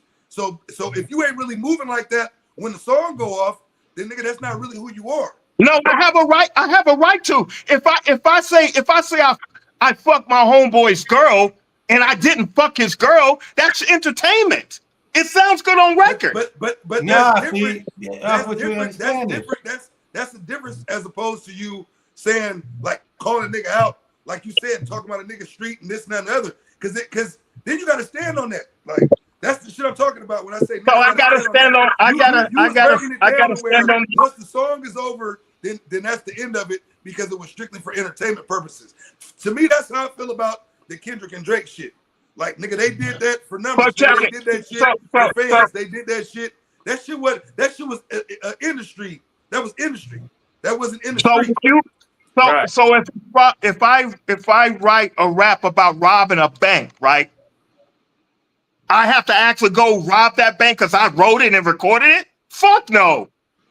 But to me, like when you talking about, when you say, fuck the nigga girl and you saying this and that, man, I'm like, to me, them personal attacks. You saying I'm going to rob a bank. But if there's no personal name attached to that, I can do that. If there's no what I write about, and you rapped a song about your homie, and you said something about fucking his girl. Yes, but if there's no personal name attached to that, that's it. That was the record I put out. And then leave the homie part out. Just say you wrote a song talking about. Put that in there.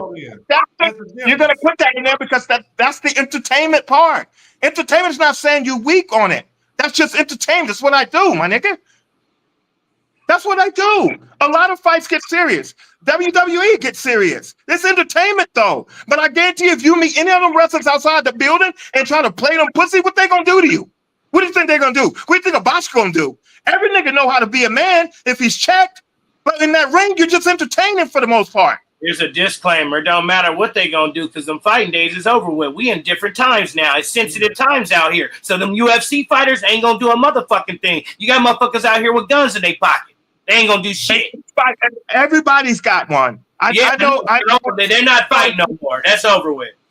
Right, but it's Goofy's body of niggas more than Step niggas. Look at that nigga that killed Nick. That was a Goofy.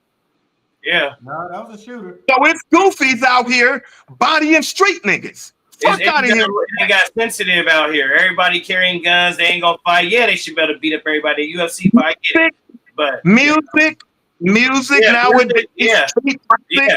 Chicago real music is entertainment. Yeah. Because you have the label pushing the entertainment part. So when I talk, I'm talking bigger than what you guys can understand at the moment. Music is entertainment. You can't tell me I can't pin a record that sells and blows up. And what do you call that? Entertainment. Studio gangster. That's what they're gonna call you, a studio gangster. It doesn't matter. It doesn't matter. I bet you a nigga won't touch me. Where did I say my entertainment's gonna allow me to allow a nigga to touch me? Right. I bet he won't touch me. But they so sensitive now. They think about he ain't living that, so fuck what that nigga say. Like me, So the joke's on him then. like me, like I seen Young Thug with a purse and his nails painted. I can't take him serious for nothing he say out his mouth.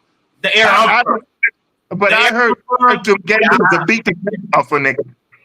Gay niggas will beat the dick off a nigga. What do you say about that? Homosexuals will beat the break off a nigga. Hey, I'm just saying. I ain't talking about what they do violently and fighting, but I'm saying I can't take nothing you say serious. I'm from a different era. Yeah, real shit. Right. But I can't. But what do you talk about when you see a homosexual and you see that nigga throwing blows like a real actual straight nigga? So No, you can't go by. You can't judge a nigga by what you see. You said Young Thug was in a skirt. Have you tested him? Have you chin checked him? Have you tested him? No, but that's the aura that I'm talking about outside of music. So when a nigga, I felt that same way when I seen homie in the dress and the nails painted. It wasn't too much else I wanted to listen to come out there. Exactly. After that, like, cause nigga, he already showed me. He showed me that. Now he might be a real hitter. He might be all of that. But from what I was exposed to when I seen it, I said, "Oh yeah, this ain't for me." So Yeah. I never went and downloaded the Young Thug song. No, I never said I listened to Young. I never said I listened. I never said I listened. But this is what I'm saying. It was the image that was portrayed outside of the music. So when we seen that, the very first time I ever seen dude, I seen him in a dress. I was done after that. Yeah.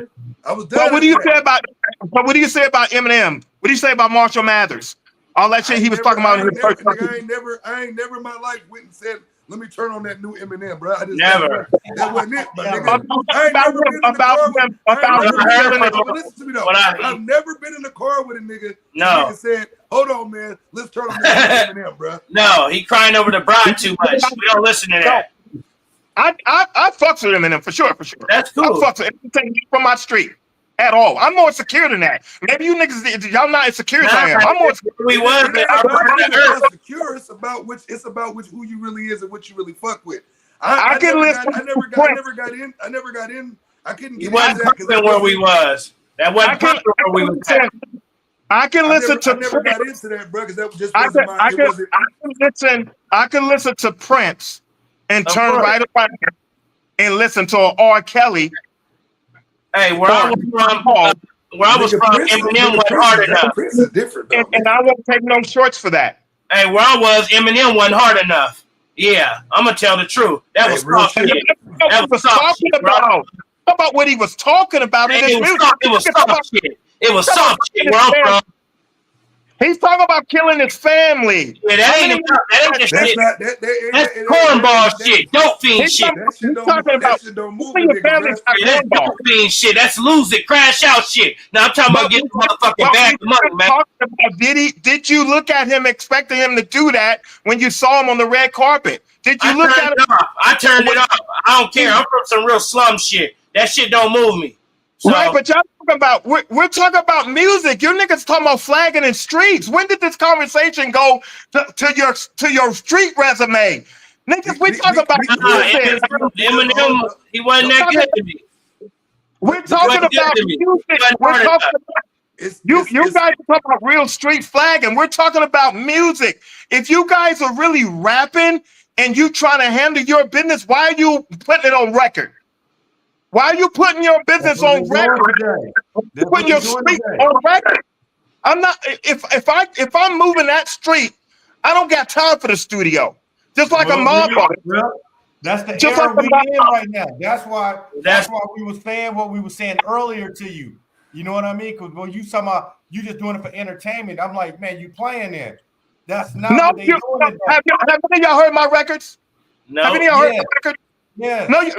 Okay, I so heard what, We talking what from the past. We outlived all that shit. We talking from the past, the environments. We bringing the environments from the past on records. So All right, have so you? let me ask you- What we let me ask doing? you this, Why let me you ask- thinking let they me getting ask- caught let me ask up you this. now? Let- Reflection. Why you think they got the RICO case? These niggas is being stupid and doing real life shit. Putting it in the song. Exactly. No, I'm not debating that. I'm talking about from an artistic fashion. If they give you a movie script about being a murderer, why would I take that serious when that movie drops and you're done? So look. Doing that movie? Does that make you wrong for doing that movie? Oh, I'm not really a murderer, so I can't do this movie. I can't play this role because I'm not really a murderer. Come on, man. So look, so just like Cornell on here saying right now, that's what they're doing today. They put in real life situations that happen and they putting it on wax. Yeah. It's that's- slow. But I heard my records, other than Freddie Benz, have you and the homie heard my records? You gotta hear my records first. I never heard it. I mean, I ain't never heard it. You judging me off of what you assume I'm talking about. I'm not talking about you. We telling you. We talking about music in general. But Yeah. I personally was though referring to what you said. Your initial about comment, my music. your About initial, my but hold on, music. your initial comment was when the song is done, I'm done with it. I'm not moving like that outside. But those were your words. You said I'm not moving like that outside of the studio. My music is not talking about sliding. My music ain't talking about ops. No. Me neither. I don't talk about none of that. What you should have said was, what the panel should have said was, what type of music you dropping? And then had I said, oh, I'm talking about ops and sliding, and then y'all could have judged off of that. We weren't even talking about you to begin with. We talking in general. But You did somebody, and it don't stop there. But I made it more. If I'm doing rock and roll, I'm not doing rock and roll music. I will if I want to. But if I'm doing rock and roll music, which you and I told you guys, you wouldn't have applied that pressure. You applied it because you assume I'm doing street records and I'm calling niggas out. No, That's what. You said that. You said I didn't say you said you made a song. Hold on, real quick. This nigga mad. I was just talking This about nigga what mad. you said. No, You said I you didn't made say a I'm doing song. street records. I You never said said you made- what. Hold on, my nigga.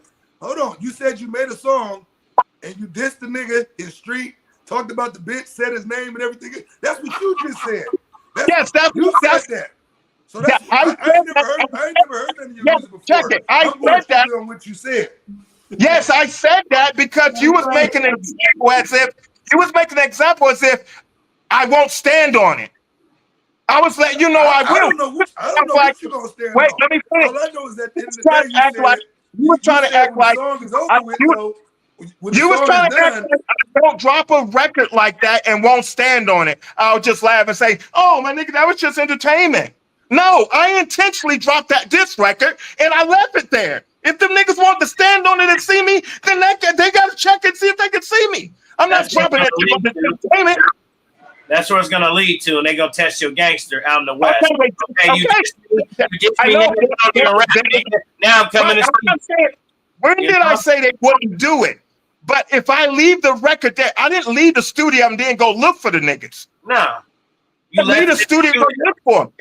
You left it at that. I could leave it alone until they try to check me on it. Then when they check me on it, then I stand on it. Right. well, the music that I dropped was from real life shit. Like when I dropped something, and like bro was saying, like I ain't gonna drop nothing that was gonna incriminate me or something that we not supposed to be, putting out there that can have, have consequences with the laws. But if I said I pulled up in the Benz, I pulled up in the Benz. If I said I had three snow bunnies in the back on my way to bed, I was really moving like that. No. Some of them, a lot of records are fictitious. Niggas can vouch for my lyrics. If I said I was moving a certain way, it wasn't something that I was just doing for entertainment. I was really moving like that.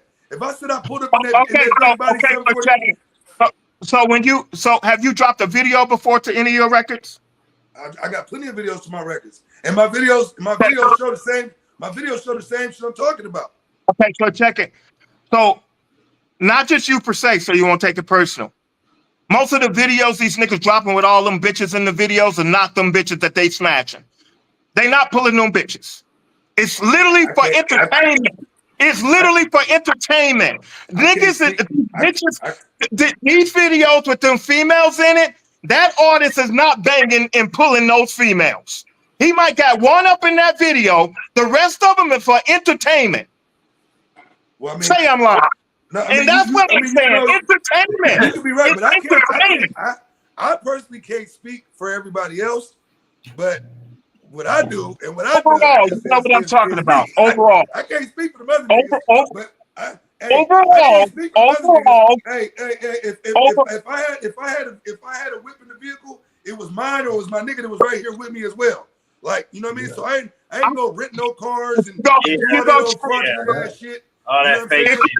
If you go check my last video, who do you think that Tesla belongs to in that video? And that bitch is paid off. I mean, I would hope it belonged to the nigga that's rapping. Look. This ring. I would $3 grand right here. $3 grand right here on the ring. That's just this ring. $3 grand on this. 2 on this one. I didn't say my videos are cat. I said they're entertainment. Yeah, a lot of these hoes in these videos is not the artist. He's not going home with them. A lot of that money is trap money. A lot of that money is trap money. It's entertainment. Y'all better do the math. That nigga got 16 rings on too. It's trap money in these videos. It's borrowed cars, borrowed lowriders in these videos. That's the entertainment part. Y'all took it personally serious. What you're doing? No. I'm just because there's a level of reality and then there's a level of perception. We know every house that these niggas be in don't be their house. We know every car these niggas got don't be their car. We understand that. All the guns in those videos, all them guns in those videos are real and belong to them niggas.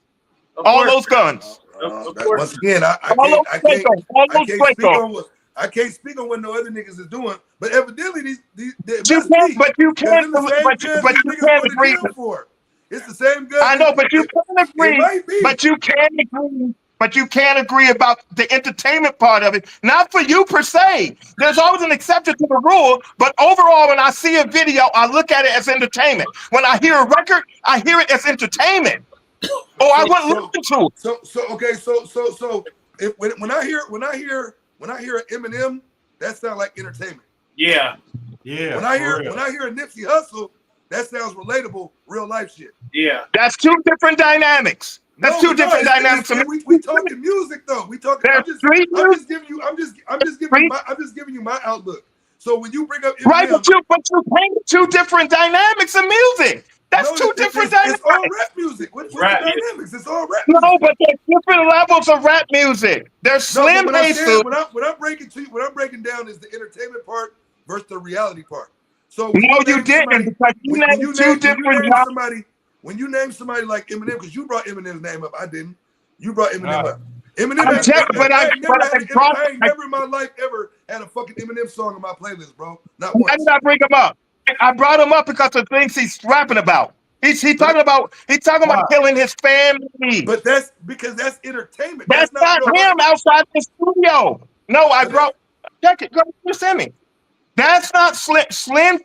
Marshall Mathers, Slim Shady, Eminem is not actually going to put his family in the car and drop him over a bridge in real life. I get that, and that's what makes it entertaining. So we only brought up the lyrical content. I didn't bring up. Just like a goddamn Jackie Chan movie. Can't no nigga whoop 50 niggas that's in front of him doing karate kicks and flying off of buildings and shit. It's entertainment. Yeah. So that's what I'm saying. But I bet you nobody wants to check Jackie Chan. But I bet you nobody won't check Jackie Chan or Bruce Lee after that movie. Come on, man. I bet you nobody won't check them. You in left field with it. I'm just giving you the dynamic of entertainment as opposed to real life. So when I listen to lyrics coming from somebody like a Nipsey Hussle or Larry June, I can relate to that because there's a lot of reality into what's being said. Right. I can't listen to a motherfucker like Eminem talking about killing his family and do it because to me that's No. corny as fuck for one, and for two, I know that shit is falsified. Yeah. Right, so that's the dynamic of music. Music is whatever entertains your emotions and your lifestyle. So it goes back. Google the word entertainment. It's It not ain't just even- one. it ain't even emotions. It ain't no emotions. It's just ears, all ears. Whatever. Emotions are Hey. feelings. That's entertainment. That's emotion. There's a lot of entertainment that's emotion. Reflection. But for record, I'm gonna say something. I'm done. If a record is that serious, why are you recording it? If your life is that serious, why are you recording it? It's just a hobby. It's just a passion. It don't mean like I gotta put my life It's not a into hobby, it's not serious. No. If I got a problem with you, it's not a hobby. If I got a problem with you, it's not a hobby. No, I ain't talking about a diss record. I'm talking about music in general. You said why you do music. It's something Right. So I was talking about music in general, but y'all took it to the streets. I'm talking about music in general. we were saying these youngsters nowadays. Look, These youngsters look, nowadays are friends. slow. So He asked you, Cornell asked, okay, you might be able to separate it. You don't make it personal.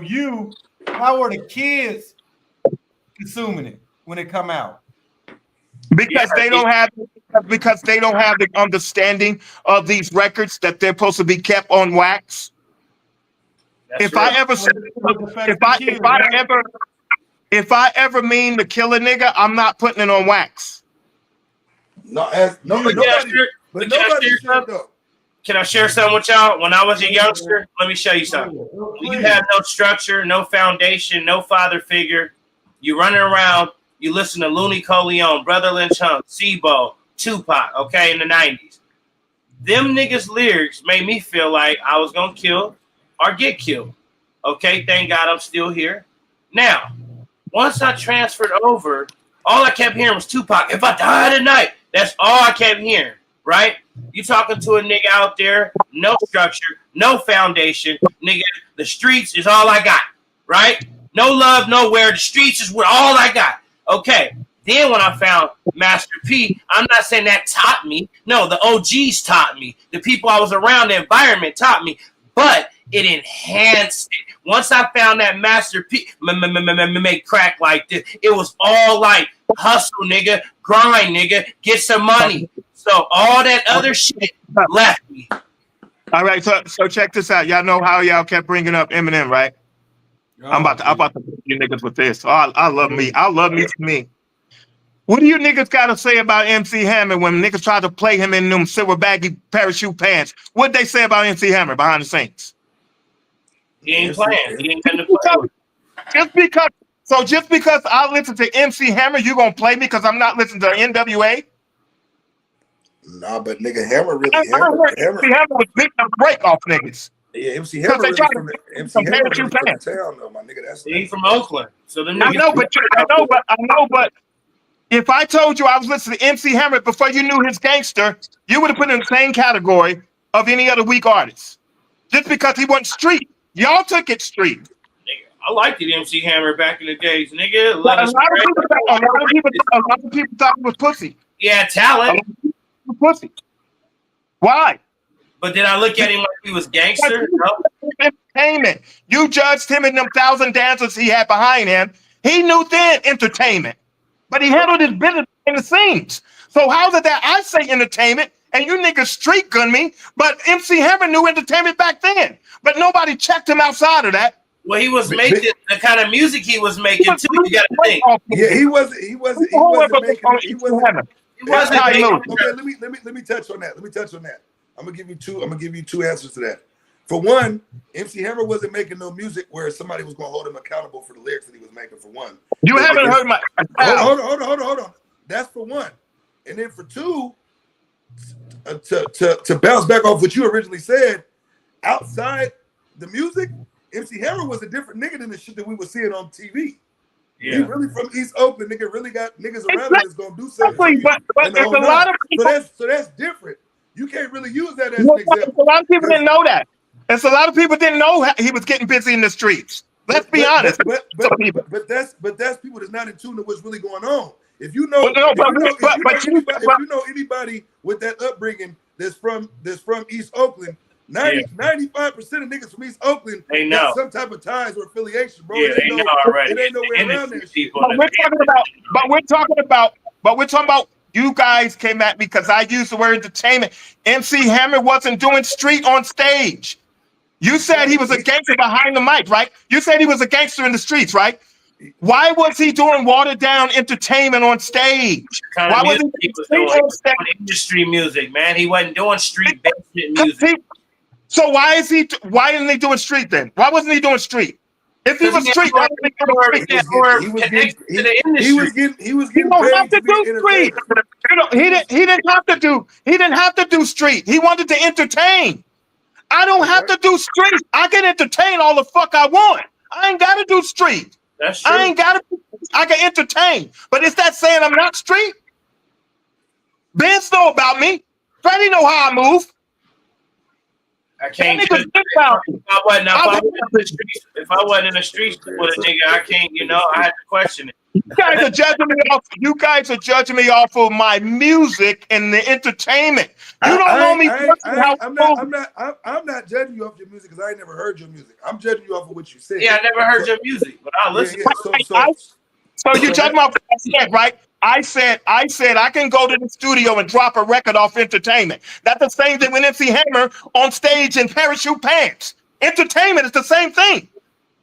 But see, this is where you contradicted yourself, my nigga. What you said was you made a diss record and you called out niggas and you did such and such. That was it. Okay. Hold on. But listen to the difference though. When you made that statement, the very next thing that came out your mouth was when the song was over, that was the end of it. It was nothing else, there was no spillover from that. It wasn't putting. So when you made that song, whether you thought it was for entertainment purposes or not, you put yourself in a position. Let me say your piece. Let me say my piece. When you made that song, you put yourself in a position to have to answer to the streets. Yeah. So were you present when I dropped that record? I wasn't laughing when I dropped that record. When I wrote them lyrics, I wasn't laughing. Entertainment doesn't mean you're laughing. Entertainment is I'm getting my rocks off on writing this shit down. I fucked that nigga's bitch. Hell, fuck yeah. Then when I dropped it, I wasn't laughing or smiling when I dropped it. So when I say entertainment, it's not me saying I just dropped the record and see what the shit's doing. But see this and so from my standpoint, this is what I'm gonna tell you. I done dropped plenty of records where I done fuck niggas bitches and I was really talking about niggas bitches, and I had to stand on that when I seen niggas. Right. I had to stand on that. All right, we gonna keep it all the way authentic. Fuck it. I'm gonna just break it down for you. 90% of the niggas that don't like me is because I fucked they bitch. Oh God. 90% of the niggas that got a problem with me in my hometown is either because I was really getting to the money and they was jealous, or because I knocked they bitch. Nigga, I'm gonna keep it 100 with you. Check this out. I'm glad you brought that up. So hold on. So when I rapped about that shit, guess what? Niggas knew it was real. Yeah. Check it. Niggas knew it was real. Niggas knew it was real. So what came with that? What came with that? What came with was, this arrogant ass nigga that got on the microphone, that got on the platform, that did a video talking about how he done smashed my bitch. And everybody bumping that shit and everybody know it's real. When you listen to Too Short, you know what makes Too Short relatable? Because everything that nigga saying, you can comprehend like, that nigga probably really did that shit. I never said anything I'm saying on record is a lie, was fake, was phony. I never said that. I haven't got to that point in my life. Let me finish. I haven't got to that point in my life where I have to do like you two gentlemen are doing. I don't have to go in the studio that serious. Because if I got to go in the studio that serious, why the fuck am I going in the studio? Because go handle that shit. But that's what we're talking about, though. We talking about I know, but y'all we talking about the power of the lyrics. That's what we talking about. Hold on. That's what we talking about. So when I was talking about the lyrics with Eminem. See, you picking and choosing out of the conversation. No, we ain't picking and choosing. But I can't listen to an Eminem record and take that nigga serious, bro. I didn't say I took him serious. I didn't say I took him serious. I was saying the lyrics. You used that as an example. Let me finish. I never said I took him serious. That's entertainment music. I said What I said was, and what I was bringing up was, today's conversation is about its lyrics controlling the minds of this generation. It's not controlling the minds of the generation with Eminem music. That's what point I was making. Because they don't take him serious with that, but they will take you serious because that's what you're actually living and moving, because you're stating that. Eminem never stated he's living and moving like that ever. So that's what separates the entertainment part of the music from the real life reality. And so right. So why do you so this is what I'm saying. So the outcome of reality rap is niggas is getting murdered, niggas is going to jail, niggas is getting indicted, niggas is catching RICOs. Listen to what I'm saying to you though. So when the reality music kick in, there's an aftermath, there's an after effect to that. I don't gangbang. I don't gang. Young black kids, hold on. But kids that look, kids that look like me and you, kids that look like me and you was out here dying in the streets every single day behind. So you gotta ask them how they living. Why is that happening? Because they're not moving off of entertainment, my nigga. Right. So that's them. That's their lifestyle. That's not mine. That's not my lifestyle. I'm not that nigga on the block and on the corner. That's their lifestyle. That's not mine. So you never was on the block or the corner? Never. That was your lifestyle? Ever. Well, guess what? That's what we might have conflict of interest, because I was. So you may never understand. I know, but what gives you the right to tell me what I can or can not? I got sharper than cats that wasn't on the block, had degrees. I got sharper than all them. Real fast. But what gives you the right to tell me I can't musically express myself if I'm not taunting you? I didn't say that. But see, this is where the line comes in at. This where the discrepancy comes in at. If you talking about some shit that you're not doing, nigga, you're not real. I didn't say I wasn't. But I didn't say I wasn't. So that's what I'm saying. So if there's no reality, if there's no reality to your music, then nigga, it's all fabricated. Where did you get where I said there's no reality to my music? It's not your reality. Just because I don't have ops out here, that don't mean I don't have my own reality. You go ahead. If that's your gangster lifestyle, my nigga, handle that gangster lifestyle. That's the lower tier. That's the lower tier lifestyle. That ain't what we talking about. Don't tell me I can't do music. Don't tell me I can't do music because it ain't gangster. Don't tell me I can't do music because maybe I want to Slick Rick story. So what was Slick Rick story? The point that I'm trying to make is there's reality music and there's entertainment music. Yeah. There's also that when I go watch a movie, I go for entertainment, no matter how real that movie can be. Crash. There's a difference between a movie and a goddamn documentary. Nigga, a documentary is made for real life purposes. I didn't say a documentary. I didn't say a documentary. You said that. No, but I'm saying a movie is entertainment. A documentary is real fucking life. Am I right or wrong? So Scarface, obviously you knew that was entertainment, right? Yeah, Scarface was entertainment. But they did move like that. The mob did move like that though. Yeah, but he didn't. So that shit wasn't a documentary. Exactly. It wasn't a documentary. Scarface was a fabricated movie about some real life shit, bro. There's a difference. Now Narcos is basically a documentary that they put in the movie form about some real life shit that took place. Everybody know Pablo Escobar was a real motherfucker. Everybody knows that. But he didn't do. But who did the killing for him? JJ. He made his name off of other people. He made his name off of other people. That's not a real nigga in the street moving like that. It's documented though. That's what I'm trying to. There's a difference between what's really going on. It's fabricated for entertainment purposes. There's nobody that ever did my business for me. I did it myself. All right. I need to take credit for what I needed handled. I did it myself. That nigga that you just named, 90% of the murders, somebody else did it for him. But that shit was real life. What kind of credit he get? That shit was real life, though. That's what I'm saying. We What knew, kind of credit? we knew when you watch it. You're respecting him. You're not respecting, as they say, the shooter. You're respecting the non-shooter that told the shooter. No, So why are you respecting? I'm respecting the reality of that shit comes from something that wasn't I fabricated. know, but That was real life shit. but you put them bodies on him.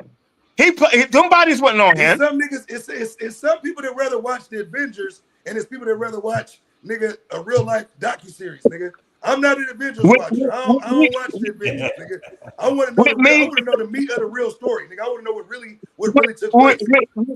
With me, if my life is that serious, the studio will be the last thing I'll be worried about going to. No. I need to figure out this is real what my life really is at. Then I don't have time to drop no music.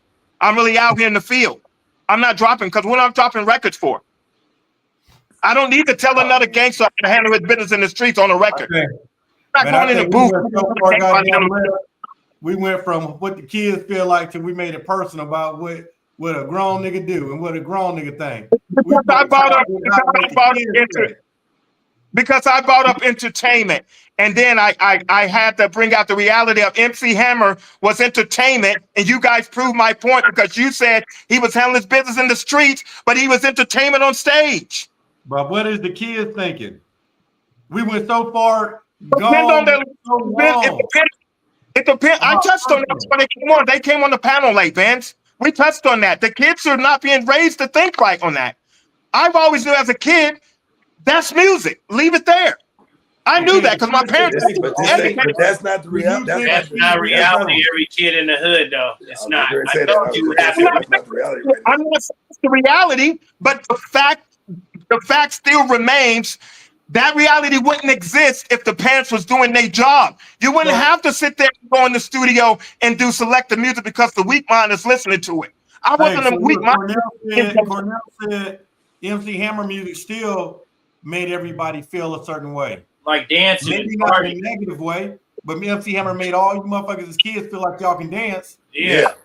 That's entertainment. That's entertainment. But it still made you feel a certain way though, as a kid.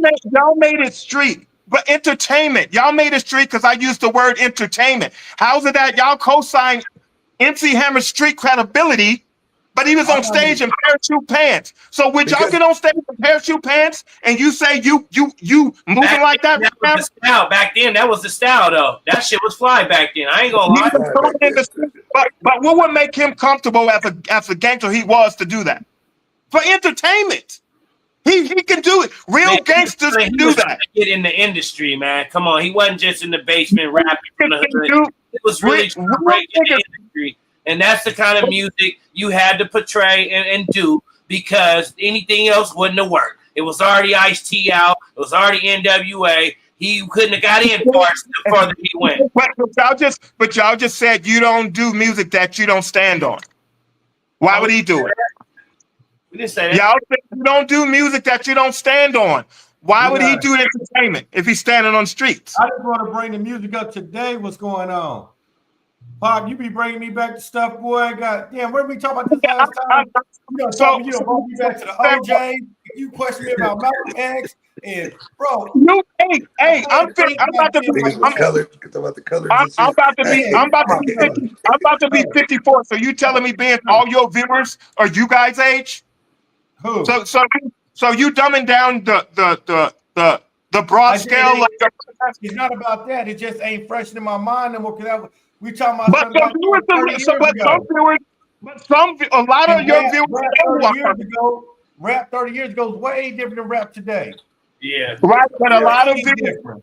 But I bring in the comparisons though. I bring it in though.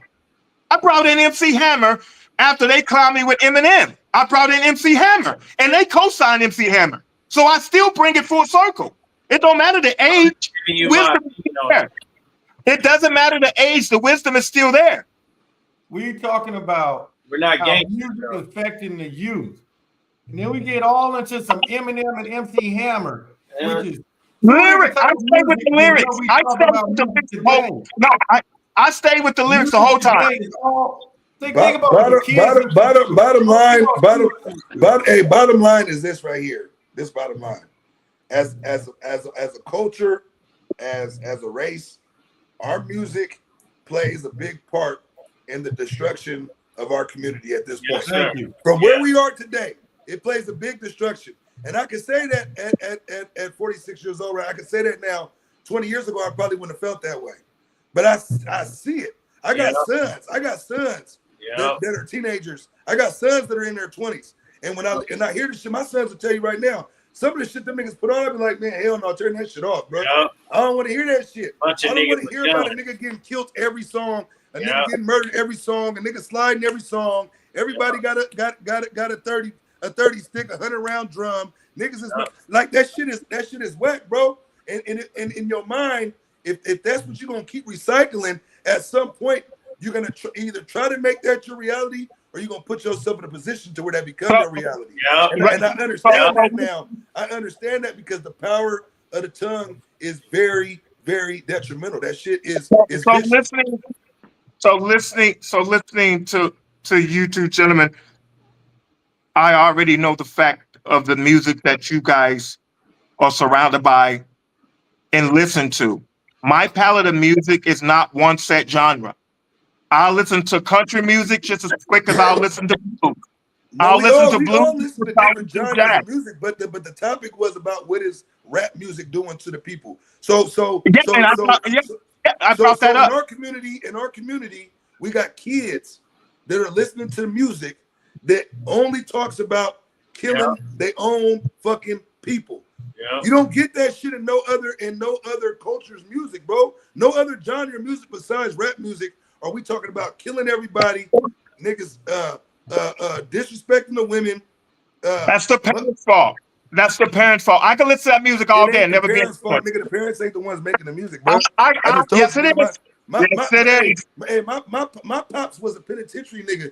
And when I was living with him when I was in 9th grade, he told me specifically, like, bro, you can't listen to that shit on your way to school because that's where your mind is gonna be at while you trying to learn something. I didn't realize how serious that was until I became an adult and seen how much this music has changed from the shit that we was listening to back then and having black boys.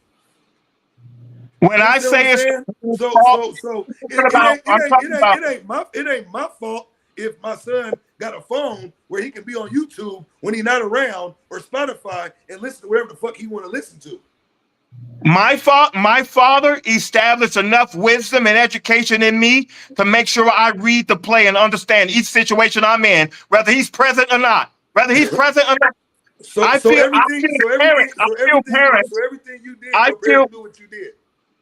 feel parents need to understand the level of their job. You instill so much in that child at a meticulous and high level fashion that whether you down or not, you're present. Whether you're around him or not, you're present. Whether you're around her or not, they show that with their actions. They show that with their actions, but it don't got shit to do with what they listening to. My kids show that with their actions. I ain't got no kids in gangs. I got college graduates. I got niggas that's on honor rolls. I got kids that are getting pulled into college right now. So they as much as where my boys could have been influenced by the streets, they daddy did all that shit enough for them to where they understood. Hey, Pop said not to roll like this. We're not gonna roll like this. But that ain't got shit to do. You think so? Nigga, you didn't. So you get so they got that knowledge. They got that porn when nobody was around. You didn't watch porn when nobody was around. You didn't listen to Easy, nigga, Dr. Dre. If your people told you not to. Like, come on. But I didn't act up. We already told him. I didn't act off of it. I didn't act off of it. You just contradict yourself. You said it's not your parents' fault. But you said you don't have to worry about that with your sons because you instilled it in them. No. What I'm saying is with their actions, they show them with their actions what's been installed in them. But that don't mean that the niggas that don't mean that they ain't still listening to Mozzie, nigga. That don't mean that they still ain't putting on some shit when they not around me that I don't want to hear. They just respect me enough when they're around me to not play the shit. Hey, but as a parent, you instilled enough in them to know right from wrong.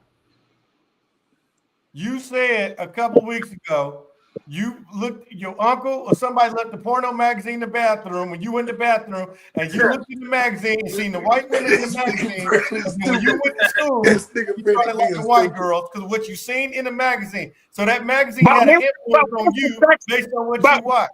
And I know your parents didn't put a magazine in front of you. But where is the sex after that? Where's the? Tell me. You might. I didn't have sex after that. I didn't pursue sex after that magazine, Vince. It's my actions were instilled enough. My actions were embedded enough according to the way my father instilled in me. He said, wait on that right woman. And I did that.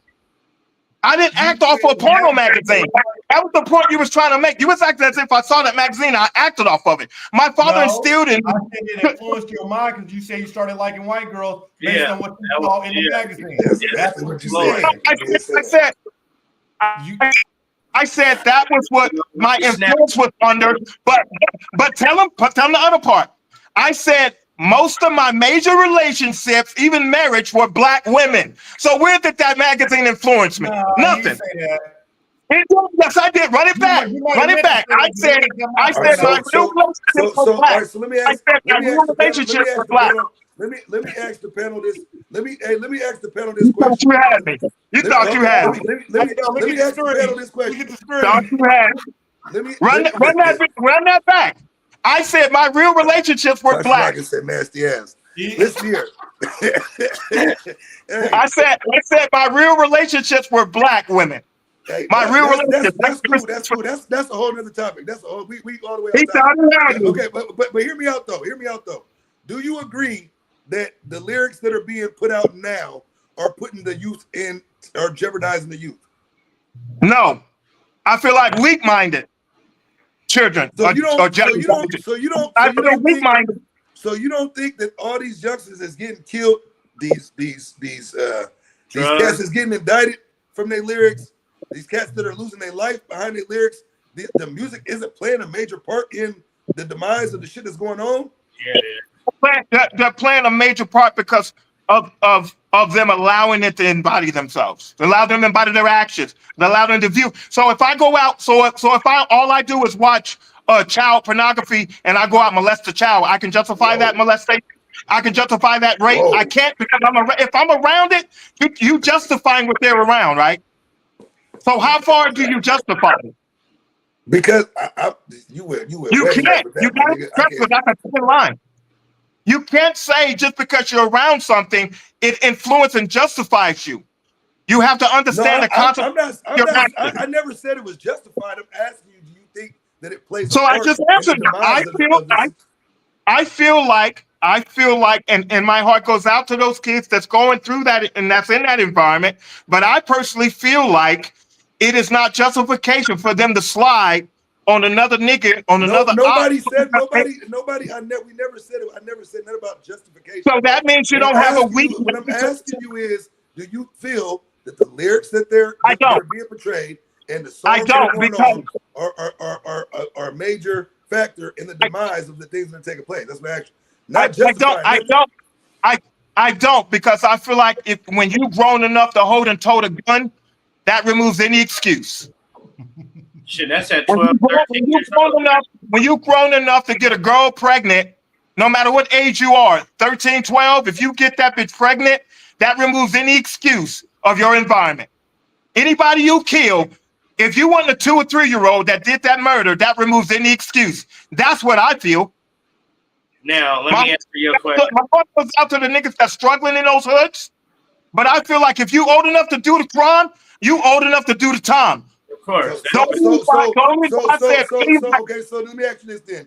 So you think a 14-year-old that commits a murder should get life and go to prison with adults? I feel it should be waited. I feel it should be stalled until he's old enough to understand it fully. But he still committed the crime. That was somebody's son. That was somebody's daughter. But I'm asking you a specific question. It's a yes or no answer. If somebody 14 years old kills somebody, do you think that they should go to prison with adults? No, not with adults. No, not with adults. Not with adults. Why would I send a child? In the state of Texas, if you commit a murder over 14 years old, you will get tried as an adult. Okay, but you're saying with adults. Why would you put a child with adults? I don't condone that. I feel you should have a child prison. Well, they gonna go to the institution for the youth authority, and then they gonna go to prison. But I'm asking you though, separate the age. Well, you should separate the age factor. So at 14 years old, he listening to King Von. He goes slide with somebody. He kills somebody. He should go to jail for the rest of his life.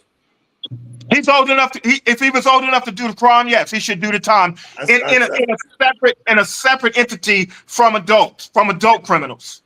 But yes, if he was old enough to do, because put yourself in. What if that was your son that he did that to? No, I'm just asking the general question because I just want to see where. I feel like he should do the time. Yes, I feel like he should do the time. My father always told me, once you're ready and old enough to do what you think you're gonna do, you're gonna stand on it. You're gonna have to deal with it. That's the difference when you from the streets for real. Like I'm about to say this piece, being showed and being told is two different things. So you need to find out. Can I finish? Let me show you something. I just told you my story. When you out there with no structure, you lost. Everybody didn't have the privilege to have the stepdad or the dad. Niggas' moms is on dope. Niggas' dads in penitentiaries. Okay? Now put yourself on the block where you ducking niggas, you ducking jack boys, police, smokers, getting robbed late night. Listen, these are detrimental times and moments that niggas have lived through. I'm on the block for 12 hours. I'm determined to get my money one way or another. I'm not gonna be playing. I'm shooting dice, I'm getting money, I'm fighting, I'm scrapping, niggas shooting. See, them is environments that you've never even crossed paths with. So how do you know that? Because you already told me. My brother, I was born in Watts, California. My oldest got shot. I get it. You wasn't in the game like that. You wasn't in the street game. How do you know that? How do you know that? You told me. No, listen. I never told you I wasn't in no gang bang. I could tell. No, I ain't talking about gang bang. It ain't talking about gang banging. I'm just around everything. I can tell you, my father told me. Hold on. My father told me. Well, my street showed me. It's a big difference. Listen to me, my brother. You was flexing and all that, and my ring toss. Listen, when you from the streets, hey, man, we don't do that. Because on the other end, it's vultures, it's sharks. Yeah, I'm just saying. Like, we're going to have that. So I'm just telling you, you're not from the streets like you claim. You're not. Man, it's unfair for you to milk my mic. When did I say I was from the streets? We can't keep over talking. That's why you say throw him away, throw the key away. That's why you talk like why you like that. When did I say tonight I was from the streets? You didn't say. I didn't say you said you was from the streets. You just said it. You said no. I said why you don't resonate with nothing that's coming across your airwaves. That's why. I can tell. You're not. You weren't on them blocks, and I was on many blocks, and I didn't see you on none of them. So I'm gonna tell you, California, Vegas, wherever. You just did I say that, brother? That's why you don't understand it. Have a clue for. I told you my story. When a young brother's out there with no structure, like you, had a dad. You can't resonate with what I'm saying. Listen what I'm saying. And let me respond to that. You listen. Listen to Netherland Tongue. Tupac, Sibo. So now I got a gun in my pocket. Yeah, it's influencing me. Yeah, nigga, the streets is my home, nigga. I ain't got no more family to love me and all that. Hold on, let me finish. Ain't no dad there, nigga. The streets is my home. The smoker's house is my house, nigga. Brother, check this. So you turn into like a cutthroat, okay? Check this. You have to be. You in a cutthroat environment, everything is cutthroat. Right down the middle. You're familiar with Watts, California, right? Man, I understand the gangbangers. They had gangbanging. That's what they're known for. No, my nigga, you're disrespecting. Now you're not letting me talk. I asked you a question. Answer it. Do you know where Linwood is? Yeah, I do. Okay. My oldest brother got shot by a Black Panther. One bullet zigzagged through his body and made 11 holes in him. My dad was a Pentecostal preacher. He left that morning. He told my mom, keep the kids in the house. My older brother went to my mom and said, it's hot in here. My mom said, well, okay, we'll just sit on the porch. Next thing you know, my mom went back to the porch. My brother was slumped over. She thought he was just writing crayons on the sidewalk or whatever. She came back, raised him up. He was gushing with blood. This is in Watts, California. This is where I was born, my nigga. Who said I came on here portraying a role of gangster to you? I never did. Run this shit back. You Nobody get all this gangster over here. I'm street. Come over from a gang. From a gang. Lower tier, like we gangsters. Nobody. I'm street, nigga. So I don't give a fuck about your colors. Dude, how have I disrespected you? Grew up around the gang bang shit. When you say Watts, you grew up around some gang bang shit. Is what you. But I said, but so it's my fault I was born in Watts? No, I ain't mad. But you don't understand street shit, brother. It's a brother, how am I disrespecting your turf? You never disrespected me. You never disrespected me, bro. No, that's how you talking. No, I'm telling you my truth. I'm telling you my truth. Bro, that sound like some savage. I'm talking about the 80s, 90s crack era. So you what now? Nigga, I was born in 1971. Hey, you was walking. You wasn't in that shit, bro. Trust me, nigga. Your mom was no smoker. You your story. You don't know mine. You don't know my story. You don't know my story, homie. Make it make sense. Said stop yelling. Yeah, I remixed the street, man. You wasn't out there like that. You was around some gang banging. That's lower tier than. Make it make sense. Stop yelling. You can name some legendary niggas from my city, nigga that got big money and big shit in life. Can you? From Watts? You talking about gang banging stories? Yeah, I can. Yeah, I can. Yes, I can, but I don't put it on a podcast. I'm just saying. Okay. You just said you don't put it in your music, but you put it on a podcast. I didn't put nothing. I just named something. You just asked me, can I name something? Yeah, I'm just saying. I ain't never heard of nobody from Watts. This is not for no niggas having no legendary big money. I ain't knocking niggas, but you know.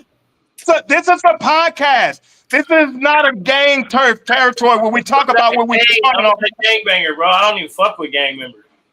You know?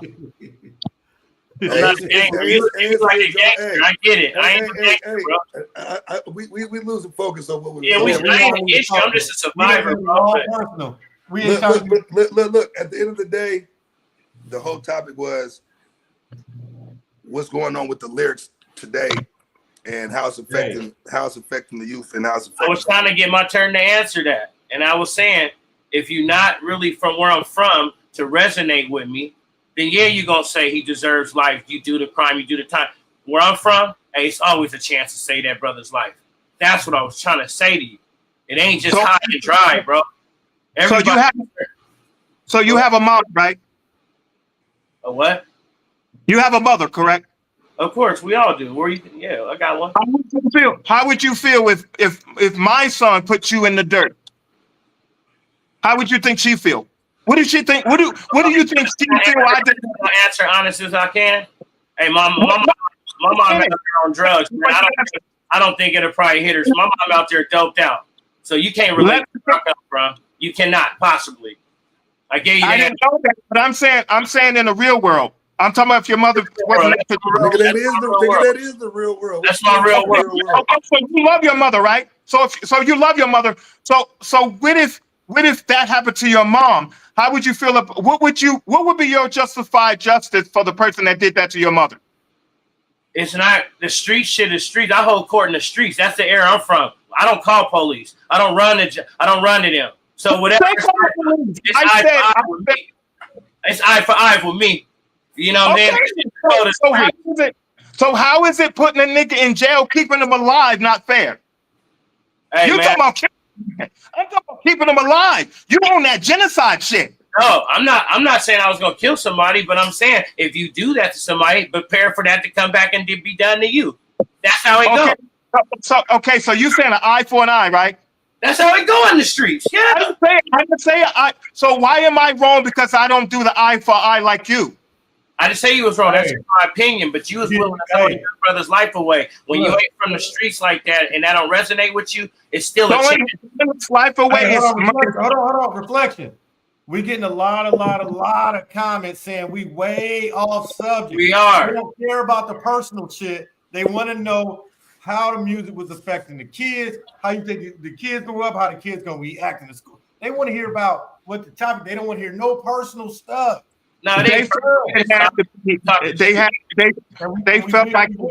talking. We probably spent an hour. We've been on this thing. A couple more seconds gonna be 2 hours. Yeah, we probably went a whole hour on personal and 30 minutes on the topic.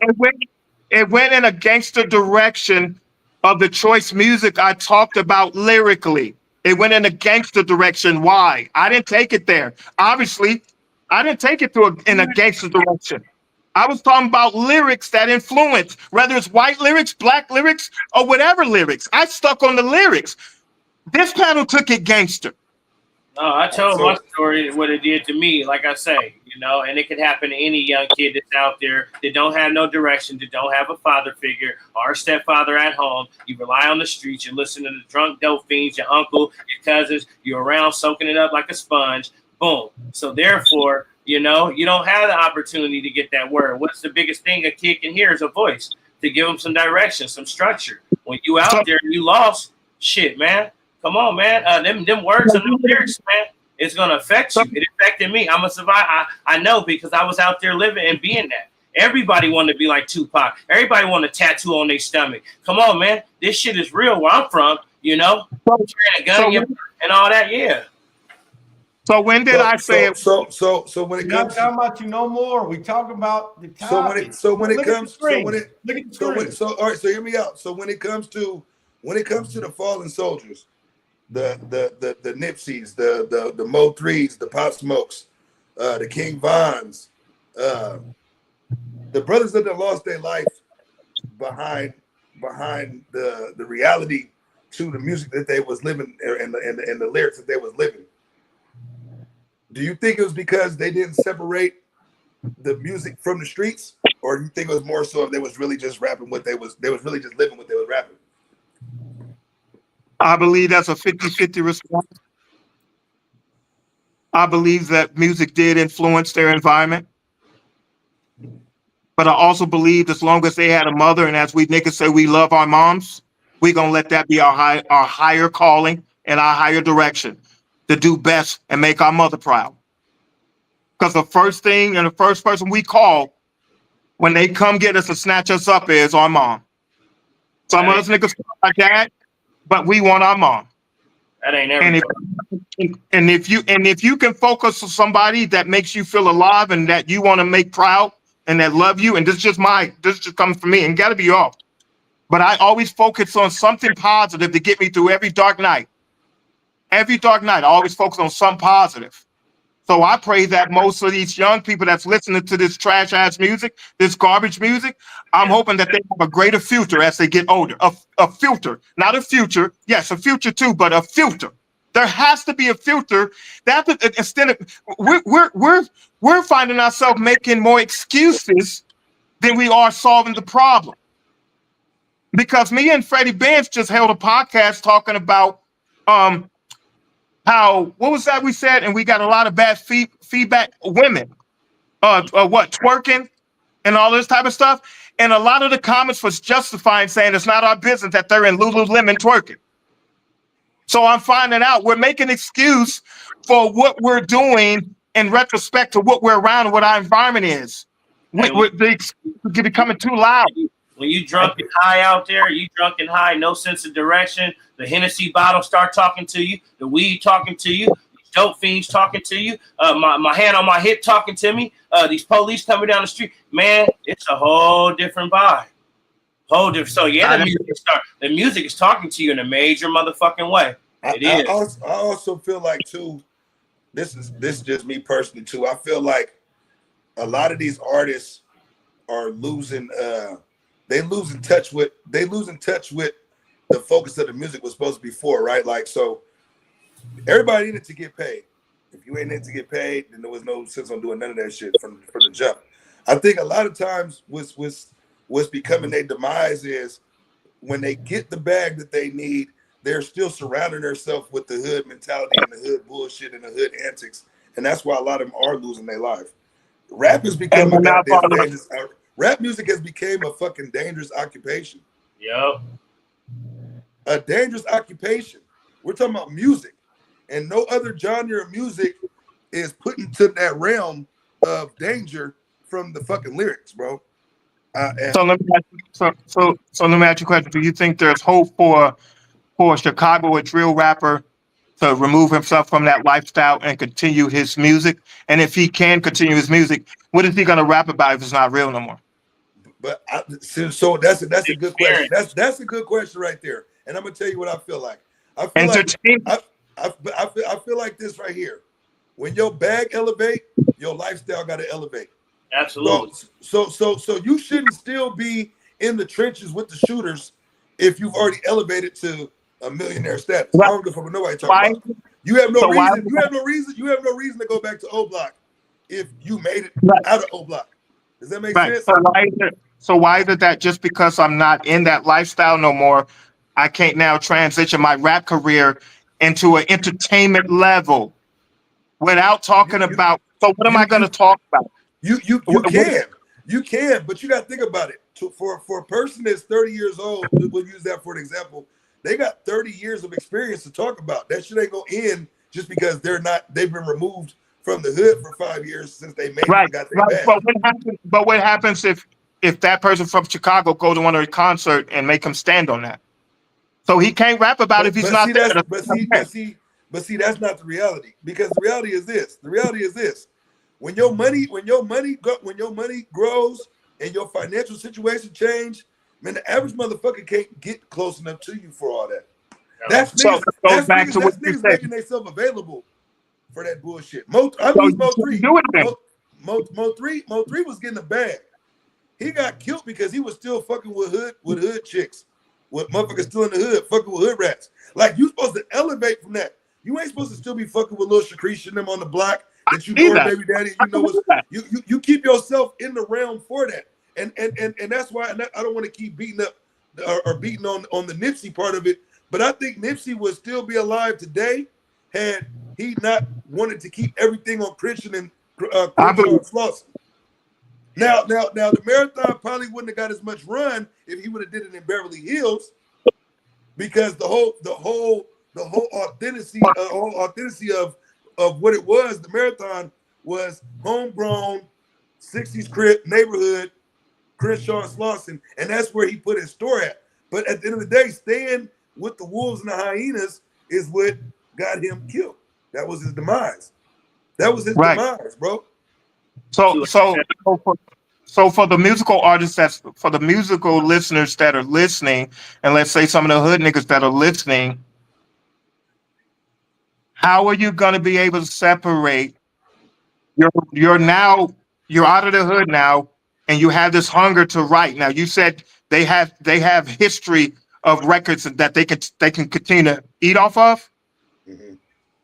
No. What I'm saying is they got a life 30 years of life experience that they can still write about. But not only that, though, as your lifestyle change, I believe your music should change as well too. So now I believe your music should change too. It don't gotta necessarily be to a level of disbelief, but if you're not moving according like you was, then the shit that you should be rapping about is about the lifestyle you live now. If a motherfucker can tell you about how they just copped the new Rolls Royce and they was at such and such club and doing all that, that's fine. Talking about real life relationships, how they lost somebody that meant something to them, that don't mean that you still got to be moving accordingly like you was when you were still trapping or when you were still in the trap. My whole point is, when you elevate financially, it should take you out of the realm of the lower level living and thinking.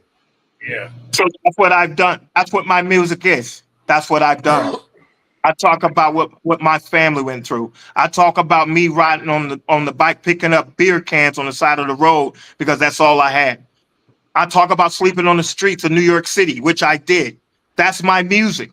But it didn't resonate with y'all because you're from a different era. But what makes me wrong? What makes that wrong? That you guys can't relate with my lifestyle music because it's not street.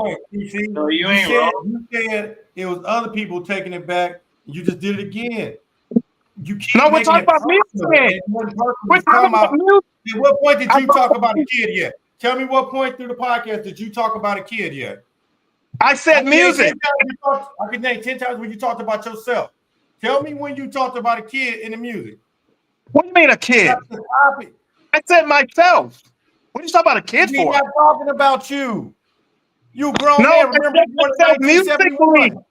I said myself musically, Vance. I just said musically. About you musically. We're talking about Music So I today, can't talk about my music. not your music, not his music, not his music. I said music today was being played. How is it affecting the youth? I just wanted you to answer that. In your opinion, do you think this type of music is that all they're hearing? Is you Ben, kept going back to you? you have to piggyback off of your personal experiences You musically. went over an hour and a half. It's okay if you want to No, dive in for a little not bit me. and get back on it. Your We personal did, not experience, me. you said your personal experience is what this Musically, said. Ben. Reflection. This is what you Musically. said. Reflection. This is what you said.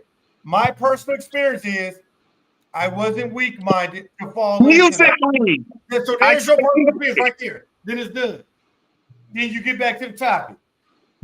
Ben, so if I don't have personal experience with something, I would never talk about it. Your personal experience was you wasn't weak-minded and music didn't influence you like that. That's what you said. So he just asked, I just asked him a question. I said, how do you translate that into your music? And he gave me a perfect response to that. He said, this is what I'm saying to you is we got so far off the topic going into us as adults. We ain't the subject. The subject of the topic is the youth. What is the music today? How's it affecting the youth? Not you, not me, not nothing. We already old now. You know what I mean? Hey, old me outliving dummies. So don't, hey man, hold on. Old me outliving dummies, man. You're talking about. You know what I mean? What I'm saying. Shit. Then you take it back to Kumo D and stuff. You know what I mean? This thing is stupid, man. Hey, maybe It's affecting them a lot because they talk about doing drugs always. See, in our days, they talked about getting money off of drugs. Now they talk about doing them. So now these niggas are fighting demons. These are fighting demons. They're dope fiends, man. We would never do that, especially niggas on the block like myself. You know, your mama's on dope. Everybody see it. They know it. Man, I ain't never been on a drug in my life other than weed and energy and money. You know what I'm talking about? So I'm just saying now they're fighting demons on a level of if they saying it on this Juice WRLD song, they want to put something in their cup, some codeine, take some motherfucking them pills they be taking. You know, hurts and shit. Yeah, man, come on, man. In our days, man, get that shit out of my face, nigga. I only smoke weed, nigga, and serve plugs, nigga. The fuck you trying to give me, nigga? I don't do that. There's a lot of positive music out there, and I haven't heard y'all address none of it. It's just straight street.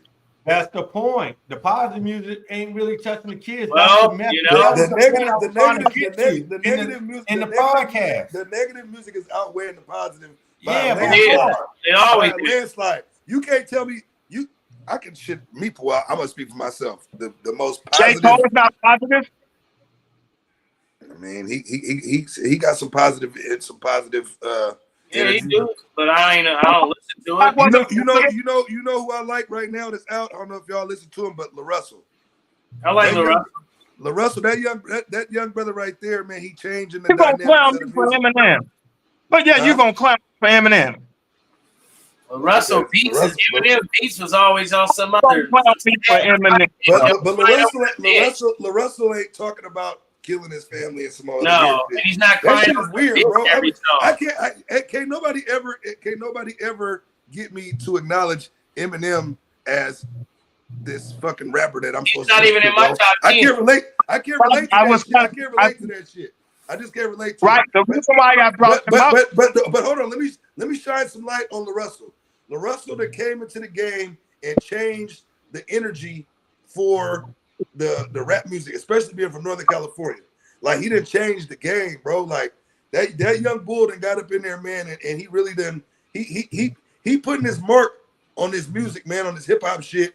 And I think he gonna really go far with that shit because if we can get more of that type feel music, he got like a Mac Dre type feel to it, you know, and a lot of the shit he's saying. He ain't killed one nigga in the song. Oh. And that nigga he ain't killed one nigga in the song, not one. You know what I'm saying? I just read recently the other day where he was talking about he stopped smoking weed and he realized now mind you, this a young cat. He you know, he in his 20s. He a young cat. He told me he stopped smoking weed and how he noticed how everybody else around him changed once he was trying to make changes for himself. And it's little insights like that to show maturity and the direction of how his music going. Now you got a lot of guys that'll influence the kids to keep sipping syrup, to pop a perky, to do this and do that, and then you got a kid like Russell who literally is going the exact opposite route of that. He got songs with kids. He did a new anthem for the San Francisco Giants. He did what else did he just do? He did some high school lyrics, a song he did recorded at the high school. Like he doing shit specifically to get in touch and in tune with the youth. And he's doing it with that purpose. So he could have been, he got lyrics. He could have used them lyrics to talk about sliding on niggas and being from the crest or whatever and doing this and that and the other and representing and glorifying bullshit. But that ain't what he chose to do with it. And he making an impact. I don't know if any of y'all got a chance to listen to him, any of the viewers, y'all go pull up the Russell, man. He hard, man. He hard. And his music is feel good music. Like he ain't making no music that's talking about no bullshit. Like when you throw that on, he literally got videos with kids reciting his lyrics, and the parents are okay with it because it's positive music. Yeah, it ain't no negativity in his music. I like what that young brother's doing, man. I really do. I really like what that young brother's doing, man. If y'all get a chance, we need more Russell from the Bay Area. He from Vallejo. We need more young brothers like that good feel good music out here, you know. And about 99.9 of them, you know, of course, they listen to something different with the guns in their hand and all that. And to me, I feel like, you know, when they be portraying that, that's broke nigga shit. You know what I'm saying? That ain't hustle, grind nigga shit. Niggas with guns and ready to go out and crash out and kill niggas. This niggas who ain't getting no money. That's niggas who in the way. You know what I'm saying? That's why you got a gun in your hand and a gun in your waist. You in it for the stripes and the views and the likes. You know what I'm talking about? You're not in it for longevity. You're not in it to have a real bag. You know, you're a crash out dummy.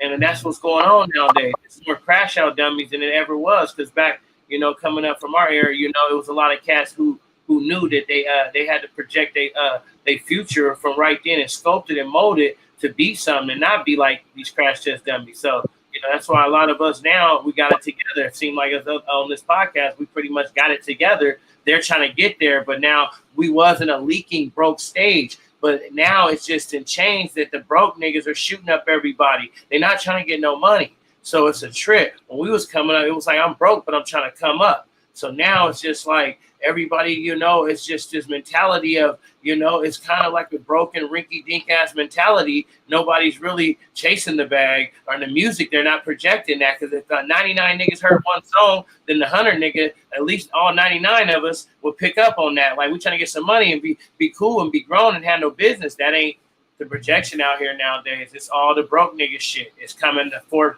the front line now. It's like shoot up everything. That's niggas who causing trouble. You ain't getting no money. It's the difference between broke and poor. It's class. You know? It's class. And so most niggas are broke in their 20s. I was broke in my 20s. Everybody on this panel, unless you niggas come from a silver spoon in your mouth, but I was broke trying to come up in my 20s, 22, 24. Yeah, I was leaking. So, but I wasn't on no violent shit. And it's about your raising. Who raised these niggas? Yeah, because like I was saying earlier, they raising themselves. Yeah, and there it is. They raising themselves, bro. At least you know, and so that's where a lot of the music play a bigger part because they're being left to fend for themselves, being fed a script from something that they got unlimited access to, bro. Right. Like, you know what I'm saying? Like, think about it. That's unlimited access to a script that's negative. You know what I mean? So, right. I just hope that we get more positive influences. You know, that'll help these kids start looking in different directions, man. And help building their minds, taking them in a different direction. You know what I'm saying? So we don't create another generation of losers. Or another generation of people that don't respect life. Yeah, right there. The cycle continues. Yeah, Pop. That's it right there, man. That boy went for a wreck. I ain't never seen him this quiet right here, boy. Ain't he listening to you? You have. Now you have. How you always cap on the show, man? I didn't try to get any compliment. God. You trying to get me with the white girl porn magazine. I told you most of my He got one to the camera too. I was trying to get a boy a collar. And nigga give you what you want and then you cap on the quietness. That nigga said like this for 15 minutes. It came back. Like, surprise, nigga. Yeah, because if you get your mic muted all the time, what would you do? You stop talking. Man, no, that wasn't happening. I think you just got tired, man. No, I didn't get tired. No, I didn't. I gave you what you wanted. This gonna be my signal to you from now on. When I go back like this, just make sure you put that mask on. We'll be all right there. Hey, it's been 2 hours and 20 minutes. So I know it's late where you at, boy. I know it's past midnight. So we out here, man. Reflection, 80, and damn, Drip. Yes, I sir. appreciate y'all coming on tonight, man. This shit was cool. It was fun, man. We came from different angles on that. You know what I mean? I do want to touch back on some of the shit you was talking about, the reflection on. But maybe we'll take the you part out of it. We'll talk on even responsibility of adults that's putting the music out. You know what I mean? And stuff like that. So maybe we'll touch on that one next time. But again, I appreciate y'all coming on tonight, man. And y'all take care tonight. Salute, man. I love y'all. Yeah. All right, y'all be smooth. Yes, sir.